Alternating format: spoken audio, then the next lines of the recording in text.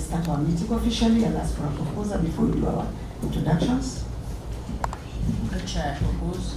Thank you, Senator Maruma. Chair, second. Thank you, Senator Maruma. And start with the introductions. I'll start with the senators. Thank you, Chair. Good morning, all. My name is Jones Maruma, Senator representing Taita Taveta. I'm a member of this committee. Thank you. And that is our education expert. Good morning and welcome to the Senate. My name is Catherine Muma, nominated senator and a member of this committee. Thank you, Senator Catherine. And this is Senator VTCs. I chair this committee. I'll now ask the Secretary to do a quick introduction. Thank you, Chair. My name is Charles Gata, clerk to this committee. Thank you, Chair. My name is Melissa Obule, clerk assistant. Thank you, Chair. I'm Valerie Chimoni, research. Thank you, Chair. Mrs. Kake, legal counsel. Thank you, Chair. Even okay. Sergeant Accounts, Ms. Monica. Thank you, Chair. CBET Johnson, officer. Thank you, Chair. My name is Kevin. I'm an animal relation officer. Thank you. That is my team, Madam PS. So please, you could use your team too. Thank you, Chair and members. Good morning. My name is Esther Moria, the PS TVET, and I will ask my colleagues to introduce themselves, starting from the Secretary. Thank you, Chair and members. My name is Joseph Young, Acting Secretary TVET. Thank you, Chair. My name is Timothy Nyongesa, Acting CEO, TVET Authority. Good morning, Chair and members. My name is Alice Kande, CEO, Kenya National Qualifications Authority. Thank you. Thank you, Chair. Good morning. My name is Kisilu Kitani, CEO, TVET. Thank you, Chair. My name is Irene Kamau, Director, Vocational and Technical Training. Thank you, Chair and members. My name is Joseph Kadi, a Director of TVET, working in PSC's office. Thank you, Chair. My name is John Tue, Director TVET. Thank you, Chair. My name is Dr. Mesha Kopwara, Director TVET. Thank you, Chair. My name is Donna Kerubo Onsero, the personal assistant to PS. Thank you, Chair and members. My name is Rita Muza, Senior Technical Officer at the Kenya National Qualifications Authority. Thank you. Thank you, Chair and members. My name is Dennis Osarigo, Head of Finance, TVET SIDAC.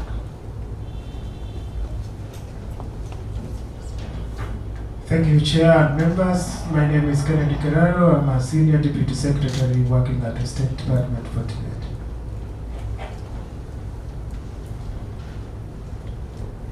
Thank you, Chair and members. My name is David Maina, a Director of TVET.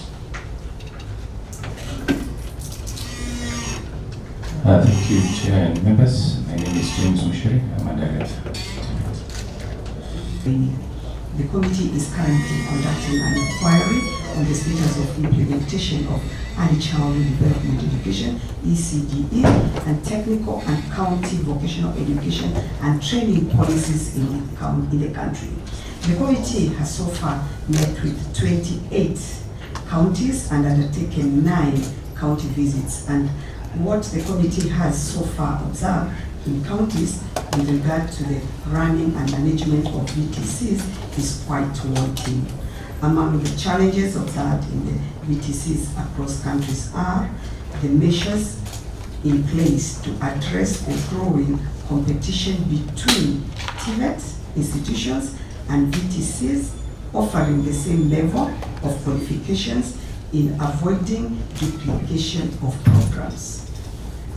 Ineffective implementation of CBET curriculum, insufficient communication by the State Department of TVET on education policy, standards, curriculum, for example, KCB to a jury program, and CBET examinations. Inadequate and unpredictable funding, insufficient equipped workshops and laboratories, shortages of qualified and competitively remunerated trainers, the lack of uniform scheme of service established jointly with the county governments and the national government for VTC personnel. These challenges, among others, call for concerned measures to address them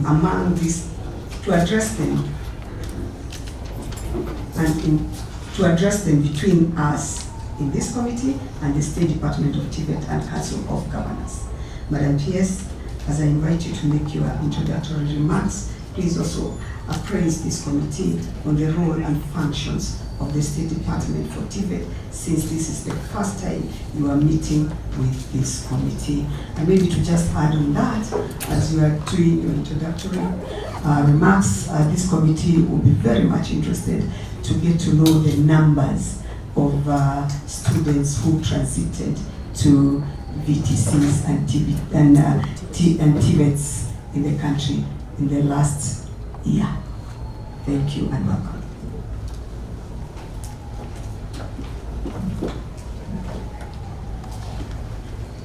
Thank you very much, Chair.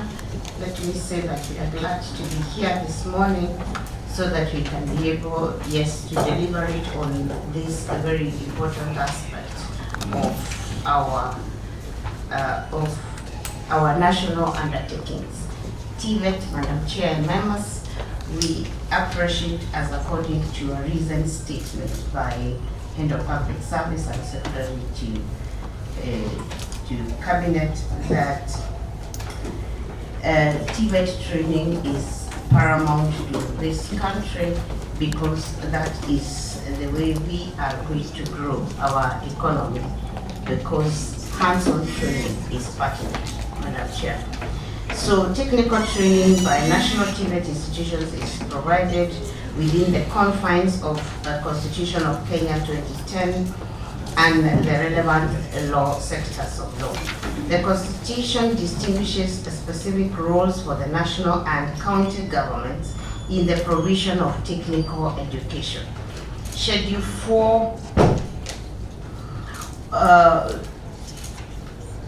grants the functions of pre-primary education, village or vocational training centers, home craft centers, and children facilities to county governments, whereas universities, tertiary education institutions, and other institutions of research and higher learning are at the realm of national government.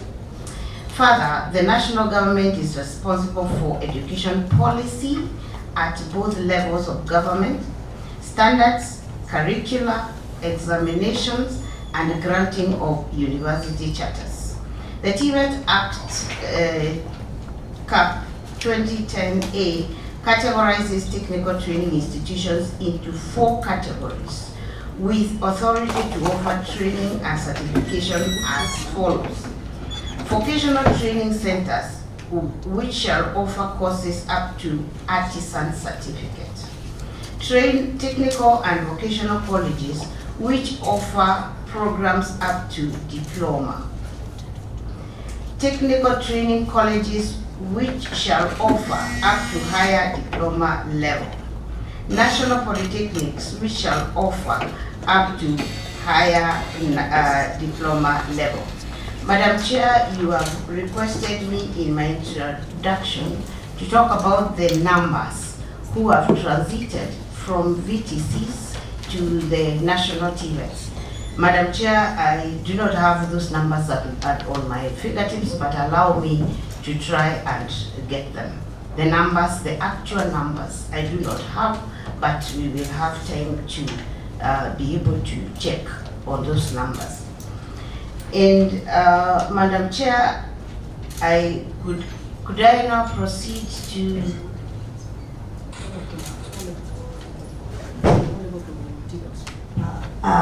we also wanted numbers from all levels to TVETs. all levels to TVETs? Yes, yes. So somebody could be working on that. Could continue now, Chair? Yes. Yes. Madam Chair, you had asked us to speak about national technical vocational education institutions offering modules 1, 2, and 3 of trade, therefore competing and affecting enrollment in VTCs in the counties. And my response is that the matter that is raised regarding technical TVET institutions offering module 1, 2, and 3 of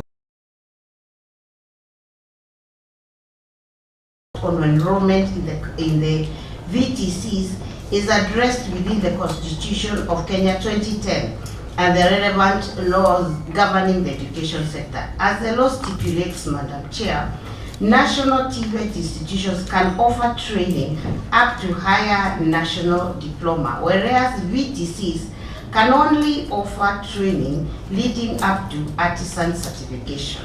It is therefore apparent that national TVET institutions are not barred from offering any qualifications as opposed to VTCs that can offer training beyond artisan certification. Honorable Chair, technical training offered at national TVET and VTCs constitutes the technical vocational education and training pathways under the Kenya National Qualifications Framework. It should therefore not be viewed as two distinct pathways, but as one common sub-framework aimed at technical skills development. This approach is clearly articulated by the Kenya National Qualification Framework, Madam Chair, which recognizes TVET as a cohesive sub-framework, as we shall explain further. And now, Madam Chair, with your permission, allow me to invite my CEO, Kenya National Qualifications Authority, to be able to make this even more clear. Madam Chair, with your permission. Yeah, go ahead. Thank you, Madam PS. Thank you, Honorable Chair and members. I continue to clarify how both are anchored within the Kenya National Qualifications Framework. And we're looking at the Kenya National Qualifications Framework as a common reference in the skills development landscape. And within the skills development landscape, the KNQF, it functions as an equalizer. And this is by classifying qualifications according to nationally agreed levels, and where we have defined the level descriptors, which increase in the complexity of knowledge, skills, and competences. And therefore, the KNQF provides a common reference point across the various sectors. And within the framework, we call them sub-frameworks. And this ensures that qualifications are comparable regardless of the awarding body that has conferred the qualifications. Honorable Chair, the presence of qualifications across the various sectors or sub-frameworks does not signify duplication or competition. Within the National Qualifications Framework, it reflects the acquisition of skills in different models, all guided by a common framework for the recognition of the qualifications that have been awarded. Accordingly, then, within the qualification system, the awarding bodies across sectors operate under distinct mandates, but have different target groups and employ varied delivery approaches, yet all of them are anchored within the Kenya National Qualifications Framework. Honorable Chair, allow me to continue to look at the comparison then of the modular CBET curriculum structure and government trade test, that is GTT, in industry training within the sphere of the National Qualifications Framework.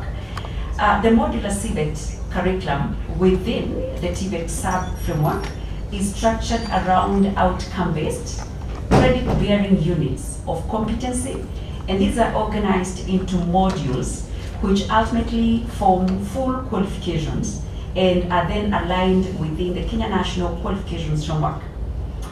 Chair, the modular structure is progressively classified across KNQF levels 3 to level 6, with defined notional hours, increasing in complexity of competencies, and with very clear progression pathways.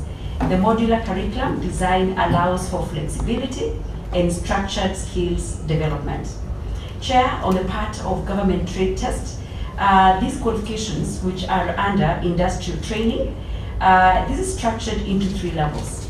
The government trade test 3 is marked at KNQF level 2, government trade test 2 at level 3, and government trade test 1 at KNQF level 4. And this primary trade-based and examination-oriented, assessing occupational competence. Honorable Chair, then, the point of convergence between the 2 sub-frameworks, that is the TVET sub-framework and also the industry training sub-framework, is the alignment with the KNQF level descriptors. While modular CBET promotes skills development through structured modules and credit accumulation, government trade test, on the other hand, certifies occupational competence, and this is through trade testing. The Kenya National Qualifications Framework therefore acts as the nexus for comparability and progression across both TVET and industrial training sub-frameworks, and this ensures coherence within the skills development landscape. In a nutshell, Chair, the KNQF brings together interconnected sub-frameworks within a unified structure. Honorable Chair, I will make reference to a diagram that is appearing just after that paragraph. When we talk about the gold, the green, the blue, and the gray, we are referring to the progression pathways that make the Kenya National Qualifications Framework. And we're saying that this unified structure comprises of basic education that clearly shows where it lands at KNQF level 1 and level 2, level 3. TVET, we have it very clearly that goes until level 6. We have industrial training, a very specific pathway. If you look at where we have basic skills progressing upwards, where we have GTT and also NSC, that is until masterclass person, NSP, and professional masterclass person, that is a specific framework as well. And also we have the academic, where we have a pathway that goes until doctorate. So we can see how all these are interconnected and brought together within the Kenya National Qualifications Framework. Chair, each sub-framework serves a distinct mandate ranging from foundational learning to technical training, trade certification, university education, and professional education and training, all of which are aligned to common level descriptors in the Kenya National Qualifications Framework. Chair, this integrated structure enables vertical and horizontal progression, credit accumulation and transfer, and as well as lifelong learning, and this ensures coherence across the entire education and training landscape. And Chair, again, we have made reference to that diagram, which is very critical, that brings all those sub-frameworks together. I submit. Thank you very much, Alice. And through the Chair, if you allow, Chair, we could continue. Yes, please continue. Thank you very much. Chair, the next space there, we were trying to say, therefore, Chair, that this is not about competition. It is about our young people, the common level descriptors, that is the Kenya National Qualification Framework. Chair, let me now move to, with your permission, invite my director for the VTCs to be able to continue with the next space. Irene, please.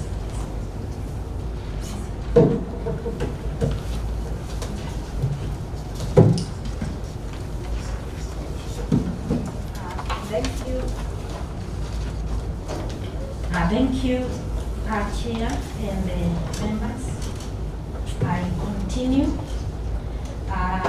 Before the onset of CBET, some TVET institutions were offering grade test courses to enhance sustainability, since they are short courses and are highly demanding. However, with the introduction of modular curricula in May 2025, TVETs no longer register grade test trainees. As of July 2025, out of a total of 455,680,000 CBET trainees, only 10,207 grade test trainees were registered in TVET institutions, accounting for only 2% of the total enrollment.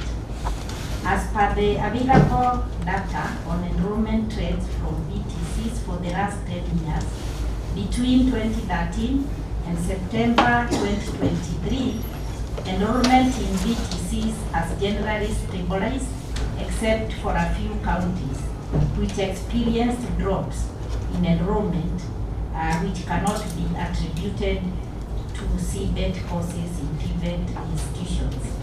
Honorable Chair, at the onset of devolution in 2013, it was realized that VTCs faced chronic funding challenges. This informed the decision of the national government to introduce 2 billion annual grant towards subsidized vocational training centers support grant in the financial year 2017-2018. These funds were administered by the national government through the State Department for TVET and targeted to benefit trainees in public vocational training centers and to improve infrastructure through capitation to trainees. The basic criteria for disbursement of the conditional grant was trainee capitation for 15,000 per trainee enrolled in 1 year or above course in a VTC, and 2, an equal share capital for infrastructure development. The program benefited all trainees in the VTCs that met the requirements set out in the eligibility criteria. The objective of the support grant, together with investments by the county government, was to improve access, equity, quality, and relevance in vocational education and training. Honorable Chair, by the end of financial year 2020-2021, a total of 6,960,643,125 had been disbursed to the counties for this purpose, benefiting approximately 200,000 students. The conditional grant to VTCs had the following tangible benefits. 1, increased access to vocational education and training, where we saw the enrollment in VTCs doubled from 58,000 to 128,947 trainees since the introduction of the conditional grant in 2017. 2, the establishment of new VTCs. The number of VTCs institutions steadily increased from 800 VTCs in 2017 to 1,200 VTCs.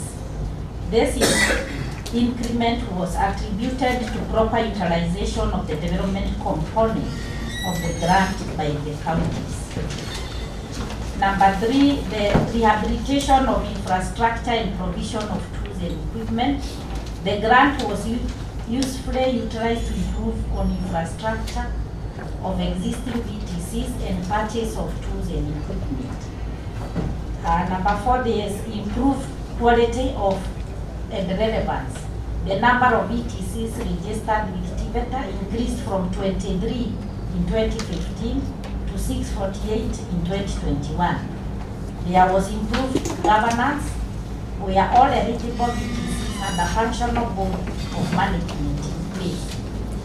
And 6, there was improved retention and completion rate. The conditional grants increased retention of the trainees in the counties. Trainees were able to stay in the course duration and graduate with an artisan as a Honorable Chair. How in financial year 2021-2022, there was a policy change on the conditional grant to VTCs. The grant was reformed by incorporating it into the equitable revenue share for county governments. The county governments were expected to budget for VTCs through their county integrated development plans. The State Department for TVET thus no longer administers funds to VTCs, but continues to offer quality assurance, monitor and maintenance of high standards, and develop curricula. Honorable Chair, to build on the gains achieved in VTCs, county governments are encouraged to enhance funding to VTCs. This will address the deteriorating state of VTCs infrastructure and increase enrollment. County governments are also encouraged to review the VTC scheme of service and provide favorable conditions to ensure that they attract and retain qualified trainers. It has been observed that a large number of VTC trainers are exiting and seeking employment in national TVETs and private TVETs. Further, county governments are encouraged to aggressively market the training opportunities available in VTCs and help debunk the notion that VTCs are for academic failures. Thank you, Chair. Thank you. Maybe before you continue, Madam Pierce, I want to ask the senators who have walked in to please come on record and welcome. Thank you, Chair. My name is Lenko Kanarseki, Senator Kajiado, member of this committee. Good morning, Kamau Morako, Senator of this committee. Welcome, senators, and thank you. Madam Pierce, can continue. Chair, with your permission, I will ask the Secretary TVET to continue.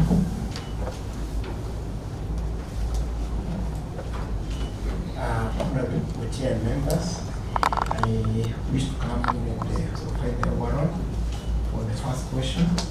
And it is important to acknowledge that current enrollment in TVET institutions at both the levels of government is far below the targeted population. According to the economic survey of the year 2024, the number of youth aged 15 years to 34 years who are not in education, employment, or training, who we call NEET, is currently estimated at approximately 6.1 million. The situation is compounded by the transition rates from senior school.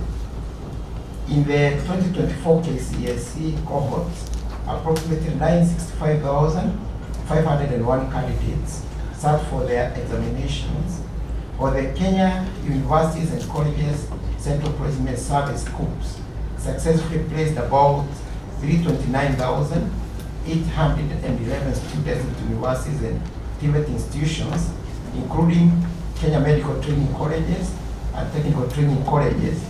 Nearly 635,000 school leavers from a single year cohort lists falling into the NEET category if they do not find placement in employment or any form of training. The State Department views NEET as secondary school leavers who have not transitioned to any level of employment or training as a high priority demographic that requires urgent absorption into the TVET ecosystem to mitigate the risk of social and economic exclusion. Despite the high numbers of NEET youth and the high number of secondary school leavers who have not transitioned to university and other trainings, the current enrollment across all technical and vocational education and training institutions starts at approximately 709,885, with a strategic target to expand this capacity to 2 million by the end of 2027. This disparity highlights a massive gap. Therefore, rather than national TVET being perceived as competing with VTCs in enrolling trainers, both levels of institutions ought to work in tandem to absorb the millions of young Kenyans who are currently left out of the productive workforce. Thank you, Chair. Thank you, Madam Pierce and your team. Members, I think we can start to interrogate that question before we move to question number 2. Senator Ruma, are you ready? Yes, sir. Thank you, Madam Pierce and your team. Sorry, Madam Pierce, I would suggest that you write whatever questions members have so that you can answer them as you go on in notes. Thank you, Madam Pierce and your team for this. And Madam Chair, I would want to begin with the last presentation, which actually raises the key issue, the elephant in the room when it comes to skilling our young people in Kenya. Honorable Chair, these are the numbers we were asking, and I can see they haven't given us the numbers of the 2025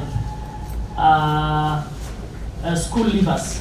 You can see clearly here, the Secretary has indicated that from the 2024 learners, we had a whopping 635,000 learners who had nowhere to go in terms of being skilled. And that's a very serious issue. We have fewer school leavers who are being catered for in terms of being provided a skill, and yet we are busy talking about industrializing. We are busy talking about moving this economy to the next level when the majority of our school leavers do not have any skill. So even as we are discussing this issue, I would want to know, Madam Chair, because national government is in charge of policy, is in charge of standards, and national policy, the national government, together with county governments, under Article 6 of the Constitution, are supposed to collaborate, to cooperate, and under the intergovernmental relations, are supposed to have a sectoral regular meetings in order to help this country to think through what we are doing in the education sector. And I get the feeling that we have allowed the majority of our learners to go nowhere, and we're not planning for them. And nobody is taking responsibility in terms of answering the questions on how we are going to take care of these people. So, Madam Chair, even as we are worried about the VTCs courses being taught in the other institutions by national government, and to me that is not a big problem, I would want to understand what national government, particularly the PS in charge of technical training, what kind of policy direction you are advising government to help us take care of the majority of the learners who are not getting any skill, and yet they are equal Kenyans with equal rights and expected to participate in this country on an equal basis with the others. Do we have this conversation going on within national government? Do we have this conversation going on between your department and the Council of Governors? And what are we doing to ensure that our VTCs are properly equipped to actually provide those skills? Thank you. Senator Morma. Yeah, I think from this presentation, the question is just that does this number of 65,000 in just 1 year, 2024, worry you? And so in terms of planning, how are you planning for this number? The one that you're calling needs. It's a new term. You call it a very good term. Not in employment and training. That is 1 year. What about the other years?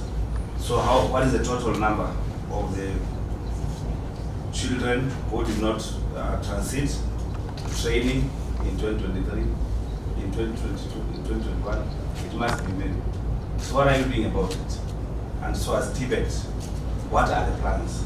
Do you have concrete plans to ensure that these students transit to either VTCs managed by the county government and to TVET? And number two, you talked about the transition. I just want to know, maybe you addressed it and you're able to capture it.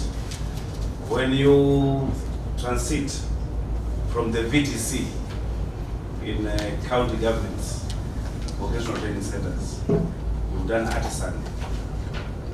And another person does the artisan course in TVET, managed by the national government. Is that transition, the pathway is seamless to certificate in TVET and diploma and to the other levels? Maybe just a supplementary.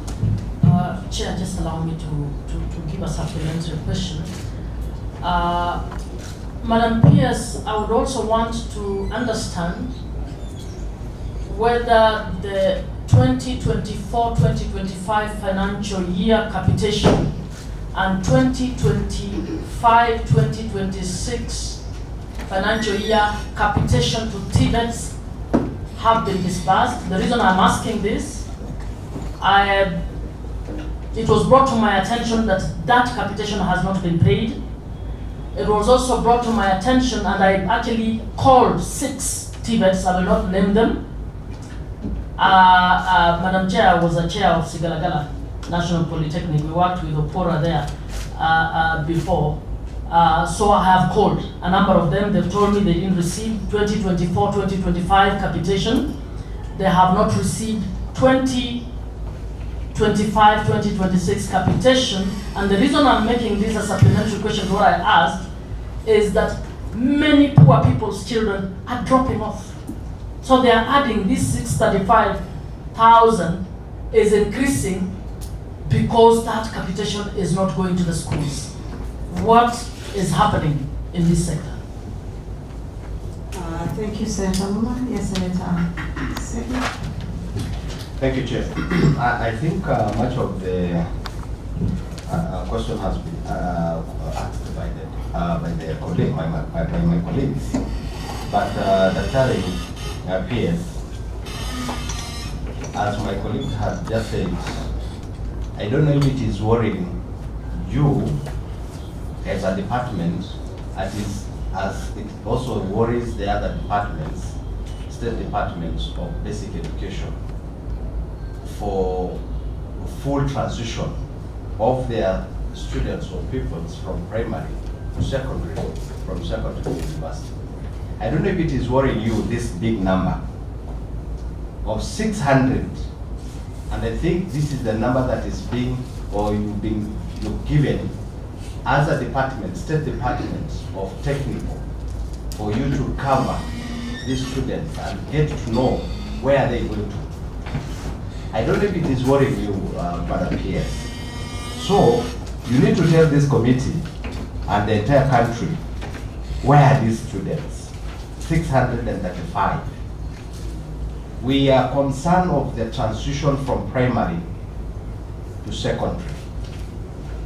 Now, we are getting more than 70% of students who just finished Form 4 and they are wanapotea, they get lost. So we really need to be very concerned about this. That is one, as my colleagues have said. 2, are you in collaborations with county governments?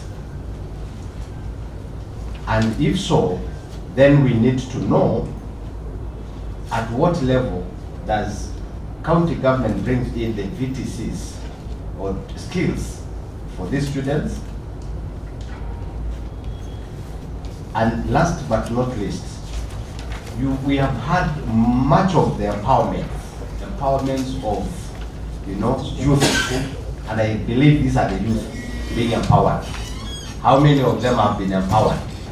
Now that you also are concerned department to know that technical institutions or technical skills has been, all these people have been empowered to get equipment to go and work outside.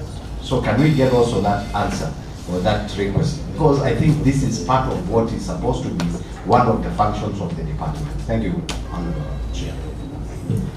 Thank you. I think you've captured all those concerns. And please, I ask that you come reply now. Thank you very much, Madam Chair and Senators. I want, before I hand over to my colleagues, to start by saying that in 2024, the total students who did examination were 965, 501.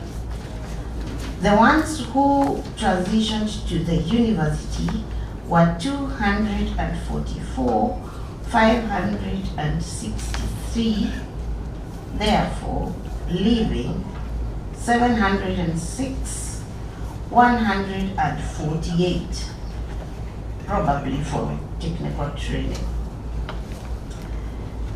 That is 2024.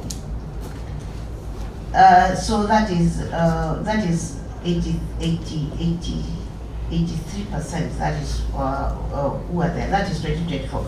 But before we come to the other figures, because my colleagues are still getting for them, let me answer this before I hand over to my colleagues. That the big number of young people who are about more than 80% who do not make it to the university, yes, are a big concern to the government and to this department in particular.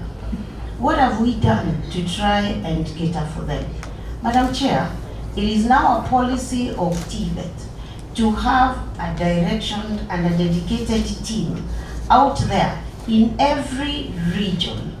There is a person in every region in this country who is called a marketer, actively working with Ngao, with a letter written by my colleague P.S. Omolo to the DCC in the county, who is working with the marketing team from my department to come through the villages, to come through the locations and the sub-locations, locating these young people and bringing them to the TVET institutions. This is how concerned we are.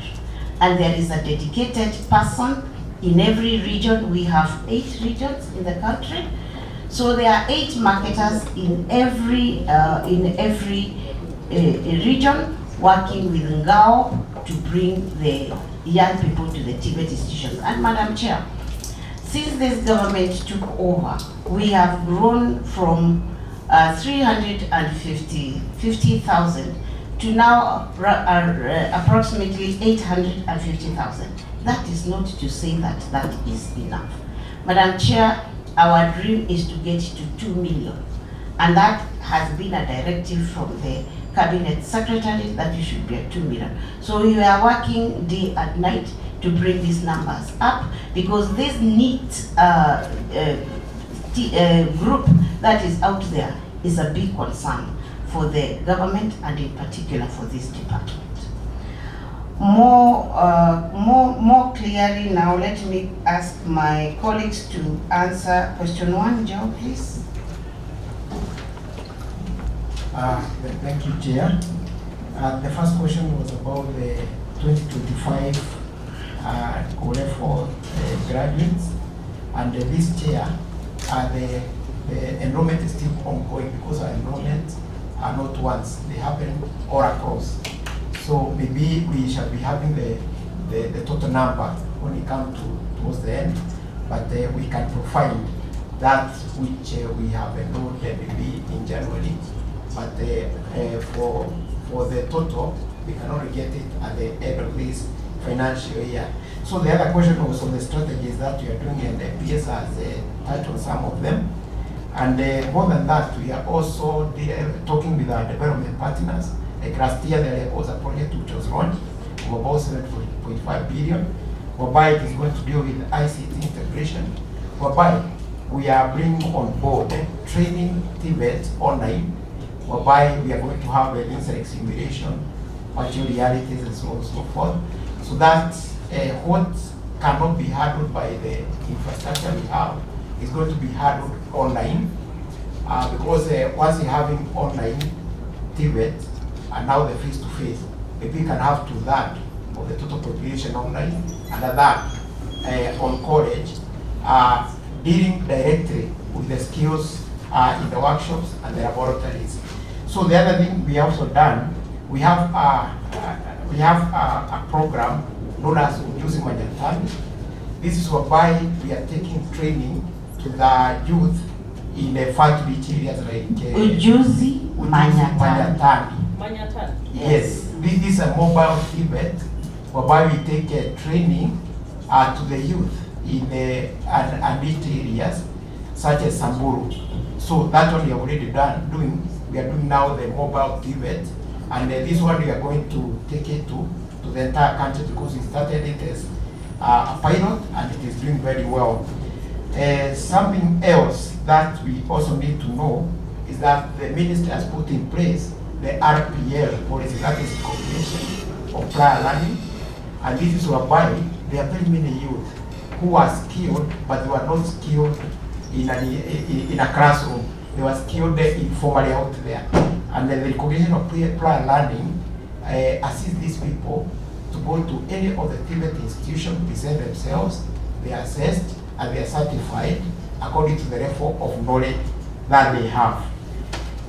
Other than that, I want to talk something about the equipping of the VTCs. This one I think has a time in the sense that this is the work of the governors, because there was a time, as my colleague talked about, whereby we were giving conditional grants, and part of these grants were going towards equipping, and we were able to equip, and the little equipment that are there is what was equipped then.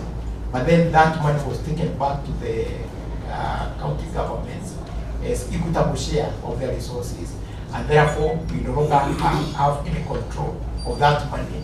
We are using to equip the VTCs. So this one I think it is going to be maybe a national debate to see how well this one can be done, because we are tied, our hands are tied by the constitution in that this is the work of the county government. Otherwise, we have what we call the intergovernmental relations technical committee. Senator, would you interject? Yeah, because there's an intervention that you've spoken about, the online thing, that you want to start training arts and courses online. Me, I thought this is supposed to be a hands-on thing, like you're training welders. It must be hands-on. How possible is it to train these arts and courses online? Or it is just how are you implementing it? Or it is just a thought? Okay, thank you, Chair and members. What you are saying is, when you are training online, we have what we call the simulations, we have the virtual realities, we have even the augmented realities. You have seen the games whereby somebody puts something and you see the real thing in front of you. That is what we want to do, because like now, if, for example, I'm being trained on welding, and maybe I'm welding on the screen is going to tell me that that weld is bad because of 1, 2, 3. You can alter here and here so that you get a good weld. Then I do it for the second time on the screen, and I'm told that is a good weld. My question is, yes, what is it fashion to cure? Because the previous time we were here, you are telling us that there's a shortage of students in the VTCs. So we have spaces in the VTCs that our students can go to. Or do you want to start using virtual learning? Maybe somebody is in Marsabit and is being trained using virtual learning by the instructors in Nairobi. Or do you want to use that our students can really go to the college and learn? In fact, I like this innovation in TVETs. I think it's some sort of dualism where you're trained in the industry and at the same time you're in school. It's quite an ingenious way of training. Now I want to remove that hands-on thing and start using online. Chair, what is it supposed to cure? Chair, we are not removing. And again, as Chair, have you researched on this locally, such that you feel like you've really established that that can happen in Kenya in such an environment that we have, when you have a problem of even getting physically students to go to school? Have you really researched on that, and do you have any documentation, documented research document that you can give it to this committee, so that you know? Because the reason why here we are asking these things, we have a department or a ministry that is also just thinking overnight and doing things. You've had, Chair, the problem we had the other day with the issue of diplomas. So we want also to know if this you have already also researched, you have an institution that have gone through that, and you have a tangible research document that shows this is applicable. Not just something that you can come today, you think about it and say you can apply it. So let me know if we have research of this and it is applicable. Yeah, and as you're answering, you know the TVETs have been constructed in every constituency. Yeah. So we have adequate ways of bringing the students in those colleges because they are empty, and public funds were used to construct those TVET institutions. Yeah, so these others you can leave them out because the institutions have been constructed. We want to see how we can have the best model of financing so that the kids can go there. Madam PS, I'm temporarily chairing.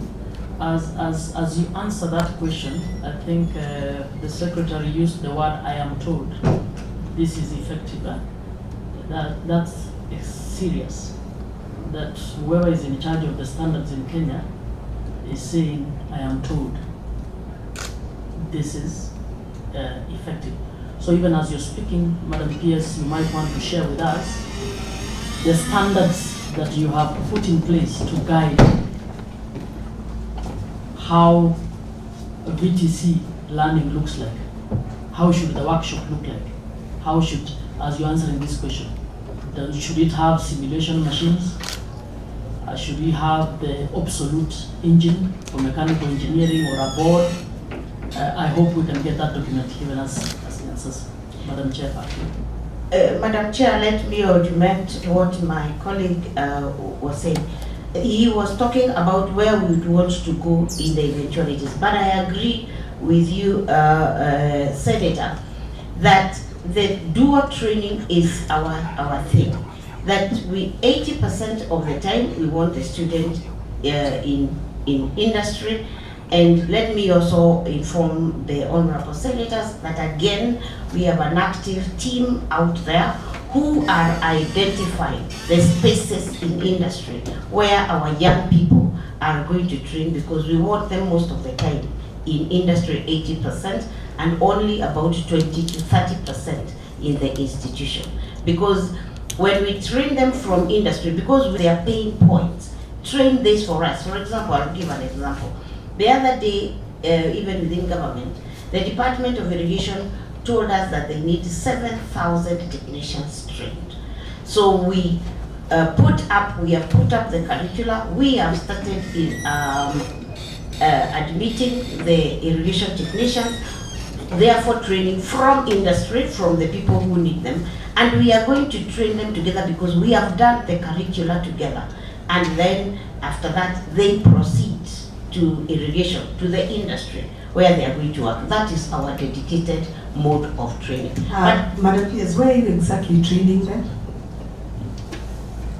These young people? Yes. In our institutions and in the industry.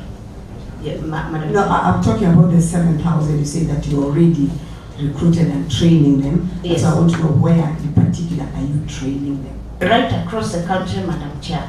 Because when we identify these pain points in the industries, we admit the students right across the country. It doesn't mean we are going to train them in Sigalagala alone and not training them in Nyeri National. We admit them right across the country. Because after the curricula is made, it is made available in all our institutions. All right. So there are those who will be admitted and they are interested in being irrigation technicians. We will train them right across the country. This is very interesting, Madam Chair. 7,000 students. Let me interject to Senator with the permission of the chair. I have not said we have already admitted all the 7,000. Actually, I think I was told we have about 1,500. All right. So it is not all of them at a go. It is slowly. At the end of the day, we will achieve the 7,000. In that case. Anyway, let me just withdraw that. But I think it is good that we try to be virtual on what exactly we are talking, Madam PS, because when we say 7,000, then again 1,500, the next thing is how are you apportioning in terms of courses? What kind of courses are they being trained on? And how are you also apportioning according to the constituencies and those institutions that are training, the training institutions that are there? So those are the questions that we'll have to ask. Maybe not now for you to give us the answer, but I think it will be interesting to this committee to get to know how many are in college now, what kind of courses are they doing, and where are they?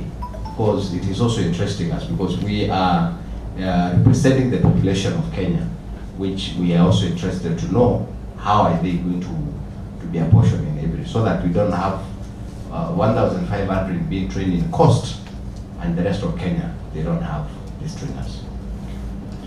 Noted, Chair. Chair, can I? Yes, Senator. Yeah, so that we don't get lost, yeah?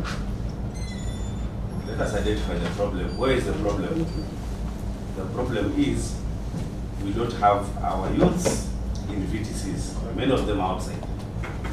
And I want to tie it to the model of funding so that you can address both. Now, Chair, last year we had a statement by Senator for Nairobi, Senator Sifuna, about the funding. I'm not very sure if it has been responded to, where he said that the government has indicated willingness to scale back on fees paid by university students, which is true because of the funding model. The one that was called, I think it had a name, the new funding model, let's call it university. The opposite has occurred in technical and vocational education and training, TVET institutions. On average, fees have sharply increased from 67,000 per year to 35,000 per module, translating to approximately 105,000 per year. To mean if you do one module for 3 months and you decide to do 3 modules per year, then you're paying 105,000 per year for the 3 modules. And I think that's what Senator Muma was talking about. That much as we have out of 965,501 students who did the examination in 2024, 329,811 were admitted to TVETs, to universities and to KMTC. 635,000 were left out. Is it because of the funding model? Okay, because for the 3 months, if you go to a TVET, you are supposed to get government capitation, you are supposed to get HELB loan. But then the 3 months are so short, because once you do the 3 months, you have cleared your course. For the 3 months, you cleared your module, and you are employable. So the 3 months are not adequate for government to release capitation, and also to release the HELB loan. Now, what is happening is our youths are falling by the wayside. So even these 329,000 who are joined in 2024 most likely did not complete the modules. We come from the counties. And as we are saying, we have left the burden of training to the parents. The government is withdrawing slowly. Because if you say you are doing a module of 3 months, and 3 months is not adequate to release the capitation and the HELB loan, these children will not finish their education. So let's tie up those two, and then you give a response. I hope it will begin with my question as to whether any capitation was released for the 2 financial years. Okay, let us then give them a chance to go systematically with the questions so that they can be all answered. Okay, the question of funding and tied to that, I'll give it to the person in charge. It is called Minor. But before we go there, let me give the figure for 2025. The KCSE figures for 2029, the total number of kids who did the examination was 993,226. The ones who 993,226. The ones who qualified to go to the ones who got C+ and above were 270,000. 715, that is 27%. And the ones who should therefore come to our space are 507, 131,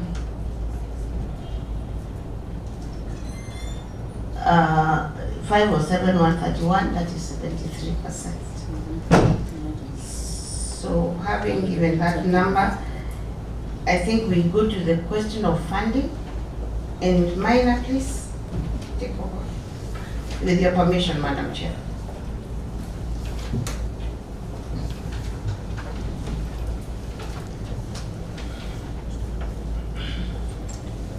Thank you, Chair and members. I want to answer the question on calculation. Chair, what is the designation of minor? You are who? Thank you. My name is David Minor. I am a director of TVET in charge of scholarships and grant management. On issue of capitation, as to whether the capitation has been released or dispersed to the institutions, I want first of all to explain that currently we have the new funding model and the old funding model. Under the old funding model, the funds were given to students or to trainees uniformly. And the State Department for TVET has been receiving a budget of 5.2 billion for capitation. For the last, since that funding model was established in 2018-2019. So for last year, that is 24-25 financial year, a total of 5.2 billion was given out, and this was given depending on the number of trainees that we had. For example, in quarter one, we had 272,039 trainees, whereas in quarter four, we had 249 trainees, 095. That is for 24-25. So, Madam Chair, the amount for capitation was dispersed for 24-25. Was it fully dispersed? How much was supposed to be dispersed per learner? And is that the amount that was dispersed per learner? Thank you. Thank you, Chair and members. The amount that is supposed to be allocated per learner was supposed to be 30,000 per learner, but the number of enrollment has been increasing, whereas the budget allocation has remained constant. So we didn't manage to give the 30,000 per learner. How much did you give per learner? That question is very specific. I'll give the figure because I have the correct figure, but I have. So for 2024-2025 old model, you have not cleared the capitation? Yes, depending on the allocation that you were given, because we were only given 5.2 and the requirement was higher than that. Just answer. You either have given or you have not. Did every learner get all the 30,000? No. Thank you. Then for... Chair, just before the minor continues, I'm a bit confused. You're talking about 30,000 per learner. For what? Per year. Let me just execute my question.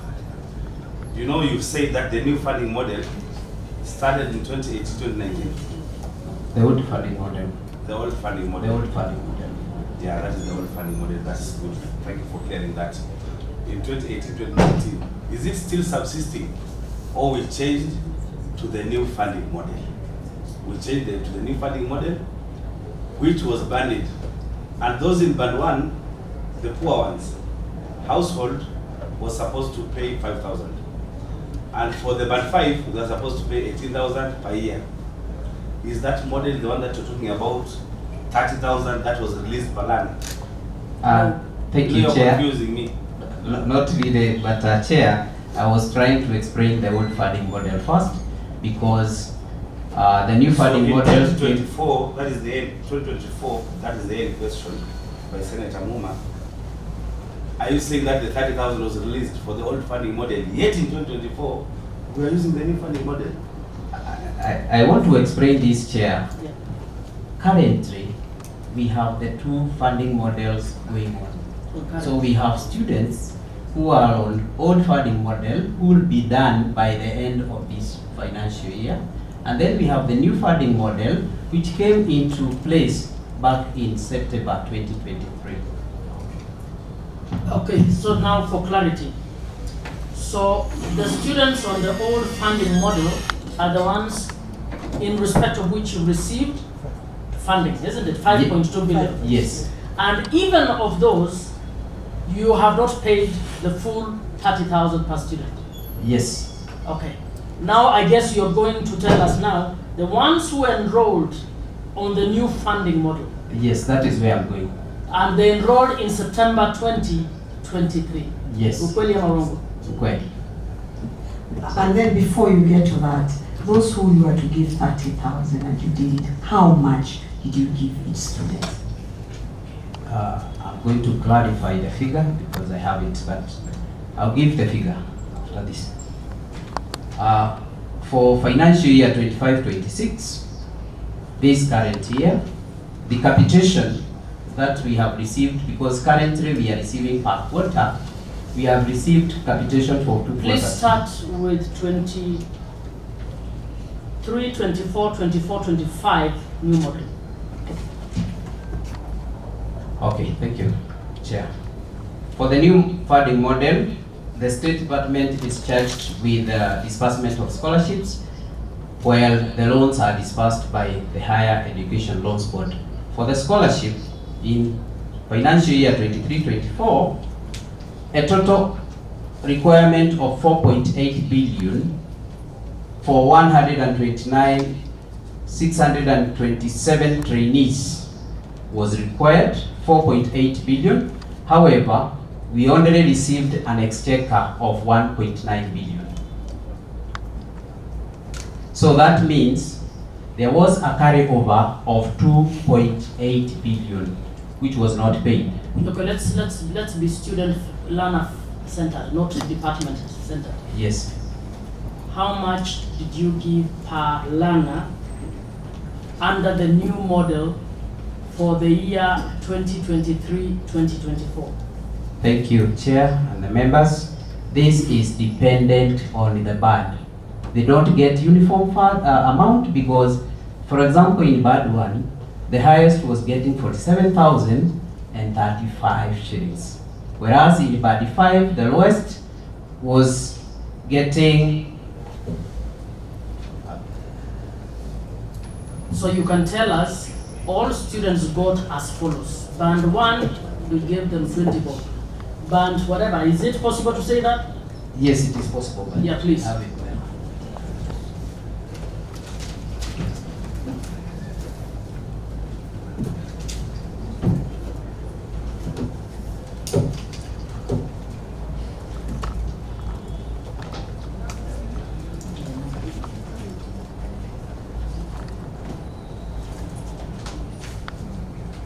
So you let us know the number of students for band 1 were 67,000 and they each received or only half received, that kind of thing.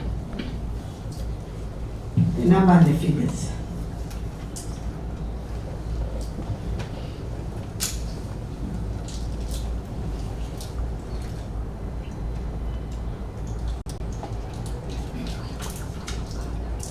As you search from your computer, also clear this because it's a question I asked in September last year, that some batches were cleared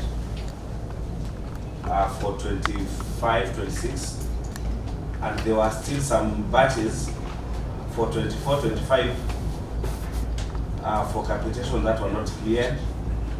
Batch number 58, 85, 61, 56, 61, 58, 61, 87, 62, 15, 62, 32, 62, 33, 62, 34, 62, 35, 62, 36, 62, 37, 62, 43, Those ones I know because I work very closely to my TVETs in my county, TVET. Have these batches since been cleared? Thank you, Chair. I wanted to explain the amount that we normally give. However, I don't have the figures for each bat here, but I can give cumulatively because I had the figures for the cumulative figures, but I will provide the other figures later on. Yeah. So for band 1, the total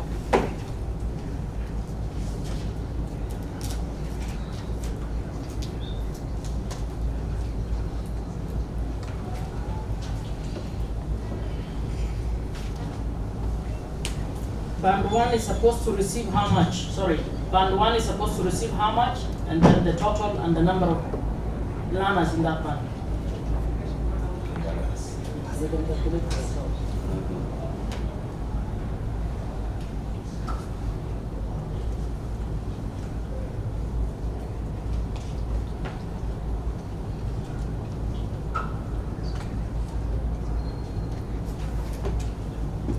Madam P.S., you can see what we are trying to reach out to is to know the balances, those who are paying, those who are not given, which is very important for everybody. And also, before we speak in the House, in the Senate, we need to know whether these ones who are saying nothing has been received are lying or are telling the truth. So that's why we want the detail. Yes, Madam Chair, it is important that we work together so that we are able to check to see where the issues are, and then we can work together to see how we sort them out. But definitely the issue of funding needs to be looked into. So the director is working. Maybe we can ask another question. No, I suggest maybe he can give us the larger. He had said in 2023-2024, you are given 1.9 out of 4.8. Yes. So, and you will give us the detail on how you distribute it. Exactly. And I have institutions that have said they've received nothing. Yes. So we will get to know. Yes. And then move on to the next financial year and the next. Thank you. For 2024-2025, the total requirement was 9.3 billion. This is for first years and second years. The total number of trainees were 246,769. But out of this requirement, we only received 2.5 billion, but the amount was used to clear the carryovers. So remember, we had a carryover of 2.8 billion for the previous year. So what we did is that we paid a carryover of 2.1 billion, 2.2 billion for those trainees who were admitted in 2023-2024. So we paid 2.2 billion, and then in 25-26. Wait. Which means the learners for 2024-2025 got zero. Exactly. Because you borrowed their money to pay for the earlier ones. Yes. So yeah, you need to say they got nothing. Okay? Let's move to the next one. Thank you. For 2025-2026 financial year, we still received an equivalent amount of 2.5 billion, and out of this, as I tried... As against how much? How much should you have received for 2025? 19.2 billion. Mm-hmm. For the first year, second years, and third years, amounting to 430,989. Mm-hmm. 430,989 trainees. Mm-hmm. So, out of this, we got 2.5. That is the budget allocation. However, we have only received 1.25 1.25 billion. Mm-hmm. Out of which now we paid the balance of 23 24, the batches Honorable Senator was asking, the last batch of around 714 billion, the last batch for 23-24, and then we paid the last amount for the 24-25 bad one for TBC. Say that again, 2.5 again. It was 2.5 billion. Yes, against 19.2 billion. So you borrowed another 700 million. Just a minute, please, a moment. It is 2.5 was the budget, but what was received was 1.25. 1.25, yeah? Yes. And out of 1.25, you gave how much? We paid 714 million Yes. for 23-24. To clear the 2023 debt. Yes, those who are already now in that year, but they didn't get their funds in first year. Okay. Yes. So the second year and the first year go to zero. Yes, that was in quarter one. Then in quarter two, because the amount now comes in on quarterly basis, we received 625 million per quarter for the scholarship. So the second quarter, now we paid the 24-25 first applicants, those who are in first year, only for technical vocational colleges. Okay. What influenced the decision to pay for them? The amount that we were, thank you, Chair, the amount that we were given was little, and looking at the need of the trainees, and depending on a presidential directive that was given that 95% be given to the needed trainees, we opted to give the bad one. Now, have you also done your tally to find out how many dropped out because the institutions could not retain them because they have not paid fees? Have you done that? Or there are none? Madam Chair, we have not done the dropout tally. But do you think there is a dropout tally, or all of those have been retained? These institutions somehow manage it. No, take care of them. No, Madam Chair. We cannot assume that. So again, as we give the breakdown, we can do a check on the dropout. So can we have a list? Can this committee be given the list of all learners who have dropped out because they did not get a shilling of what they were supposed to? On a financial basis. Okay.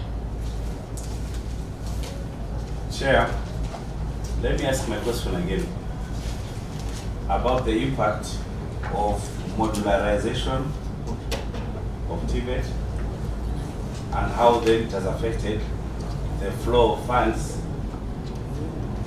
and how it has affected retention in TVETs. Madam Chair, modularization, according to the Ministry of Education, is the best way of delivering CBET, competency-based training, because every module ensures that before you move to the next module, you are absolutely competent in doing what you are supposed to be doing at that modular level. Now, when you walk into a TVET institution, you apply for funding, because, and the assumption here is, Module 1, Module 2, Module 3, you will still be in the institution, because that is what we have also observed. So the modular training, the model of modular does not stop you from applying for government training, government scholarship, because every student in a government institution is entitled to the same. Now, given the delay in the release of the finances, is it possible that a student who has applied for capitation and a loan can leave college or can finish the 3 months without receiving either HELB loan or government capitation? Yes, I think that is possible. That is what is happening. That is possible. go ahead. That is possible because after module 1, there are those who actually opt to go and work. So yes, it is possible that one may leave. And remember, Senator and members, we are depending on the availability of the funding from government. They all apply as soon as they step into the institution. But again, the funding, they may not be as fast as we may envisage as a department. Sorry, because we have your director here. Are our students receiving their money for scholarship in good time and the help loan in good time? Thank you, Chair and members. They are not receiving in good time because there is always a delay, for example, in the release of the check. And even the budgetary allocation, which is very low compared to the requirements. Chair, I think what is happening, we are flogging the wrong horse. These people are want to implement TVET education and training, but you know where the problem is. The problem is that our government, let me say our government has given the burden, has left the burden of training to the parents. I don't think they care. Because if they cared, then they must tie that modularization to the release of funds.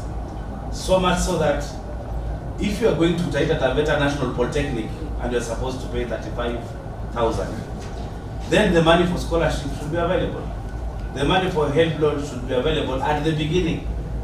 So that at the end of the 3 months, and I'm not saying that modular form of training is bad, it's okay. But then if you don't get the funds, how are you able to access training? You'll not be able to train in the colleges. So true, just as the question asked by Senator Sifuna last year, 105,000 per year is too much for our learners. So the government has to find a way. The same way they revised the funding model for universities, to also change the funding model for our TVETs. Otherwise, this youth bubble would continue to remain a reality. That very few people would go to KMTCs and TVETs and universities, and most of them will just be out there.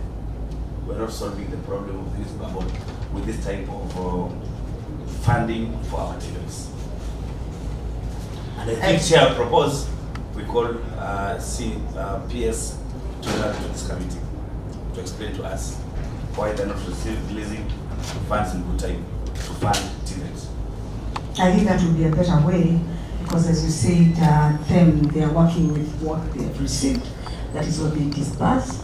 And clearly, I think I even heard him say that your students from TVET who are doing the third year, isn't it? They have already now got it has been cleared. So I think you're happy with that. That's what he said. What has been cleared was for 2023, was for 2024, 2025. We are now in 2026. So what has been cleared are arrears. But currently, nothing has gone to the colleges. I think then, Senator, you'll agree with me that maybe this is an issue we can also address in this financial, when we are doing the budget analysis. The budget policies this year. Are we doing that from next week? From this Thursday. So that is an issue which we can address there, as well as maybe invite the CA's finance. Yes, just to interject you, Chair. You know the budgets are there, and the ceilings are there. Look at 2025-2026. The budget was 19.2 billion. What was released was a paltry 2.5 billion. Is that a government that is serious to finance education? We want to industrialize apparently. And we want to industrialize. Senators, clearly that shows that there is a need to go for a meeting with the CA's finance, and that should be done maybe before the budgets. 2020, before. Chair, the budgets are there. Let us call the CS and tell him to release funds to TVET. Period. The budgets are there. Well said. And they are good, Chair. Well said. Yeah. Yes, Madam PS, you can continue.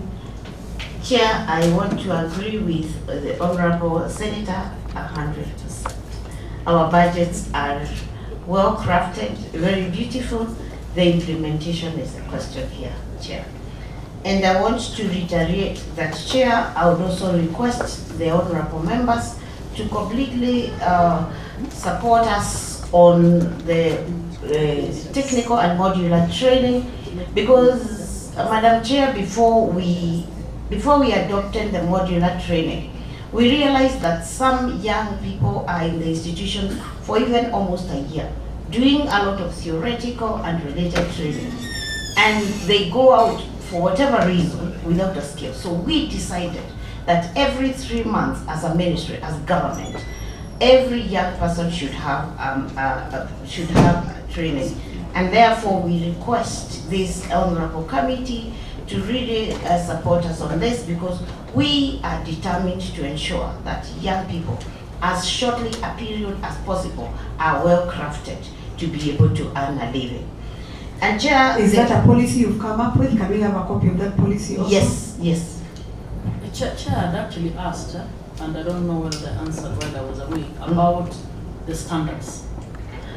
Because we have visited the VTCs, where you go, and it is literally a building like this one. And we are told people are being taught mechanical engineering.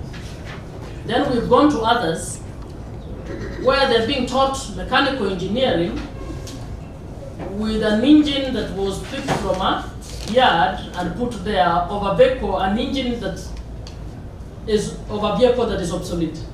So we want to understand what standards has national government set for purposes of TVETs and VTCs. How should a workshop look like?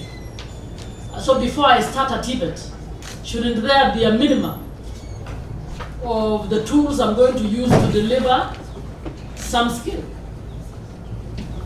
Yeah. Madam, That is coming to question 2, honorable members. That is coming to question 2. So if we can at least allow them to finish what you had asked, and then when we come to question 2, then we can come to quality assurance and the policies put in place. Madam Chair, and I'm glad that Senator Catherine is talking about starting a TVET and not a VTC. We would want to, of course, have all of them at a very good standard. But let's listen to our answer for question 2, and maybe that can be better understood. Thank you. Senators, are we through with all the questions for question 1? Have they all been answered? No, even if they try, they will not give us the answers we want. Okay, but they attempted to answer. Yes. Okay. Yeah, we can go to question 2. Madam And then Chair. maybe we can have supplementary questions coming to you after this. Madam Chair, at the risk of appearing to defend ourselves, I would like to know whether we will not answer because we are not, or because we have no money. No, you've actually answered very well.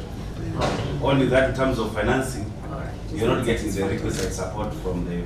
You have answered us. Yeah, you answered us, yeah. Thank you. And you send us to the CS Finance.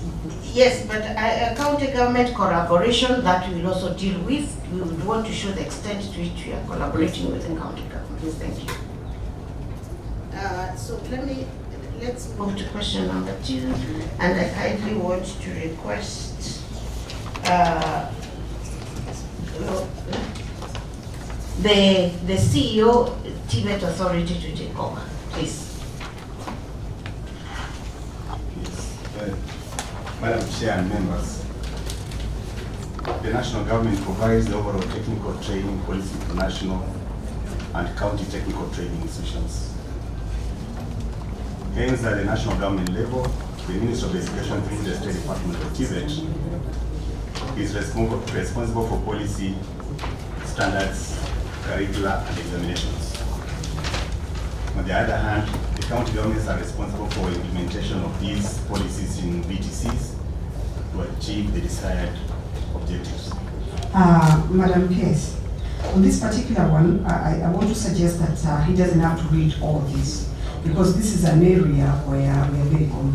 concerned with, and we've actually called. You want to ask the questions, and then you could answer. Because it's a very straightforward question, lack of quality assurance of training in VTCs. And I can see that you've even given a number of counties which you have audited. And maybe to start with, I would really want to see these audit reports where your department has audited these particular counties. Of much interest is the 29 counties which we have visited, and some are listed here. So that will be so much interest to know exactly what kind of audit and the report you gave in these counties. Because these are counties where we have visited and you've been there and you've seen what is there. And you say that you've audited them. So I think it will be easier for us to ask and then you answer, because most of them are questions we have that we feel that in this particular issue of quality assurance, the department is not doing very well to these counties you've said that you've audited. So if you allow me, I'll ask the senators please to go.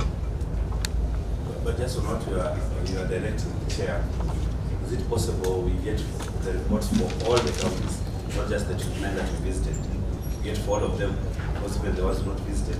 Yeah, what I said is, of interest will be the 29 we have visited. So we want to see the reports on all these counties that they mentioned here that we have audited. In fact, in my question. Yes, Senator. Chair, on this question number 2, again, just going to the Kenyan mode of devolved governance.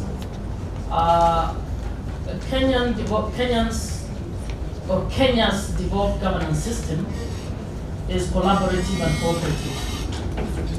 You have distinct counties. Counties are distinct.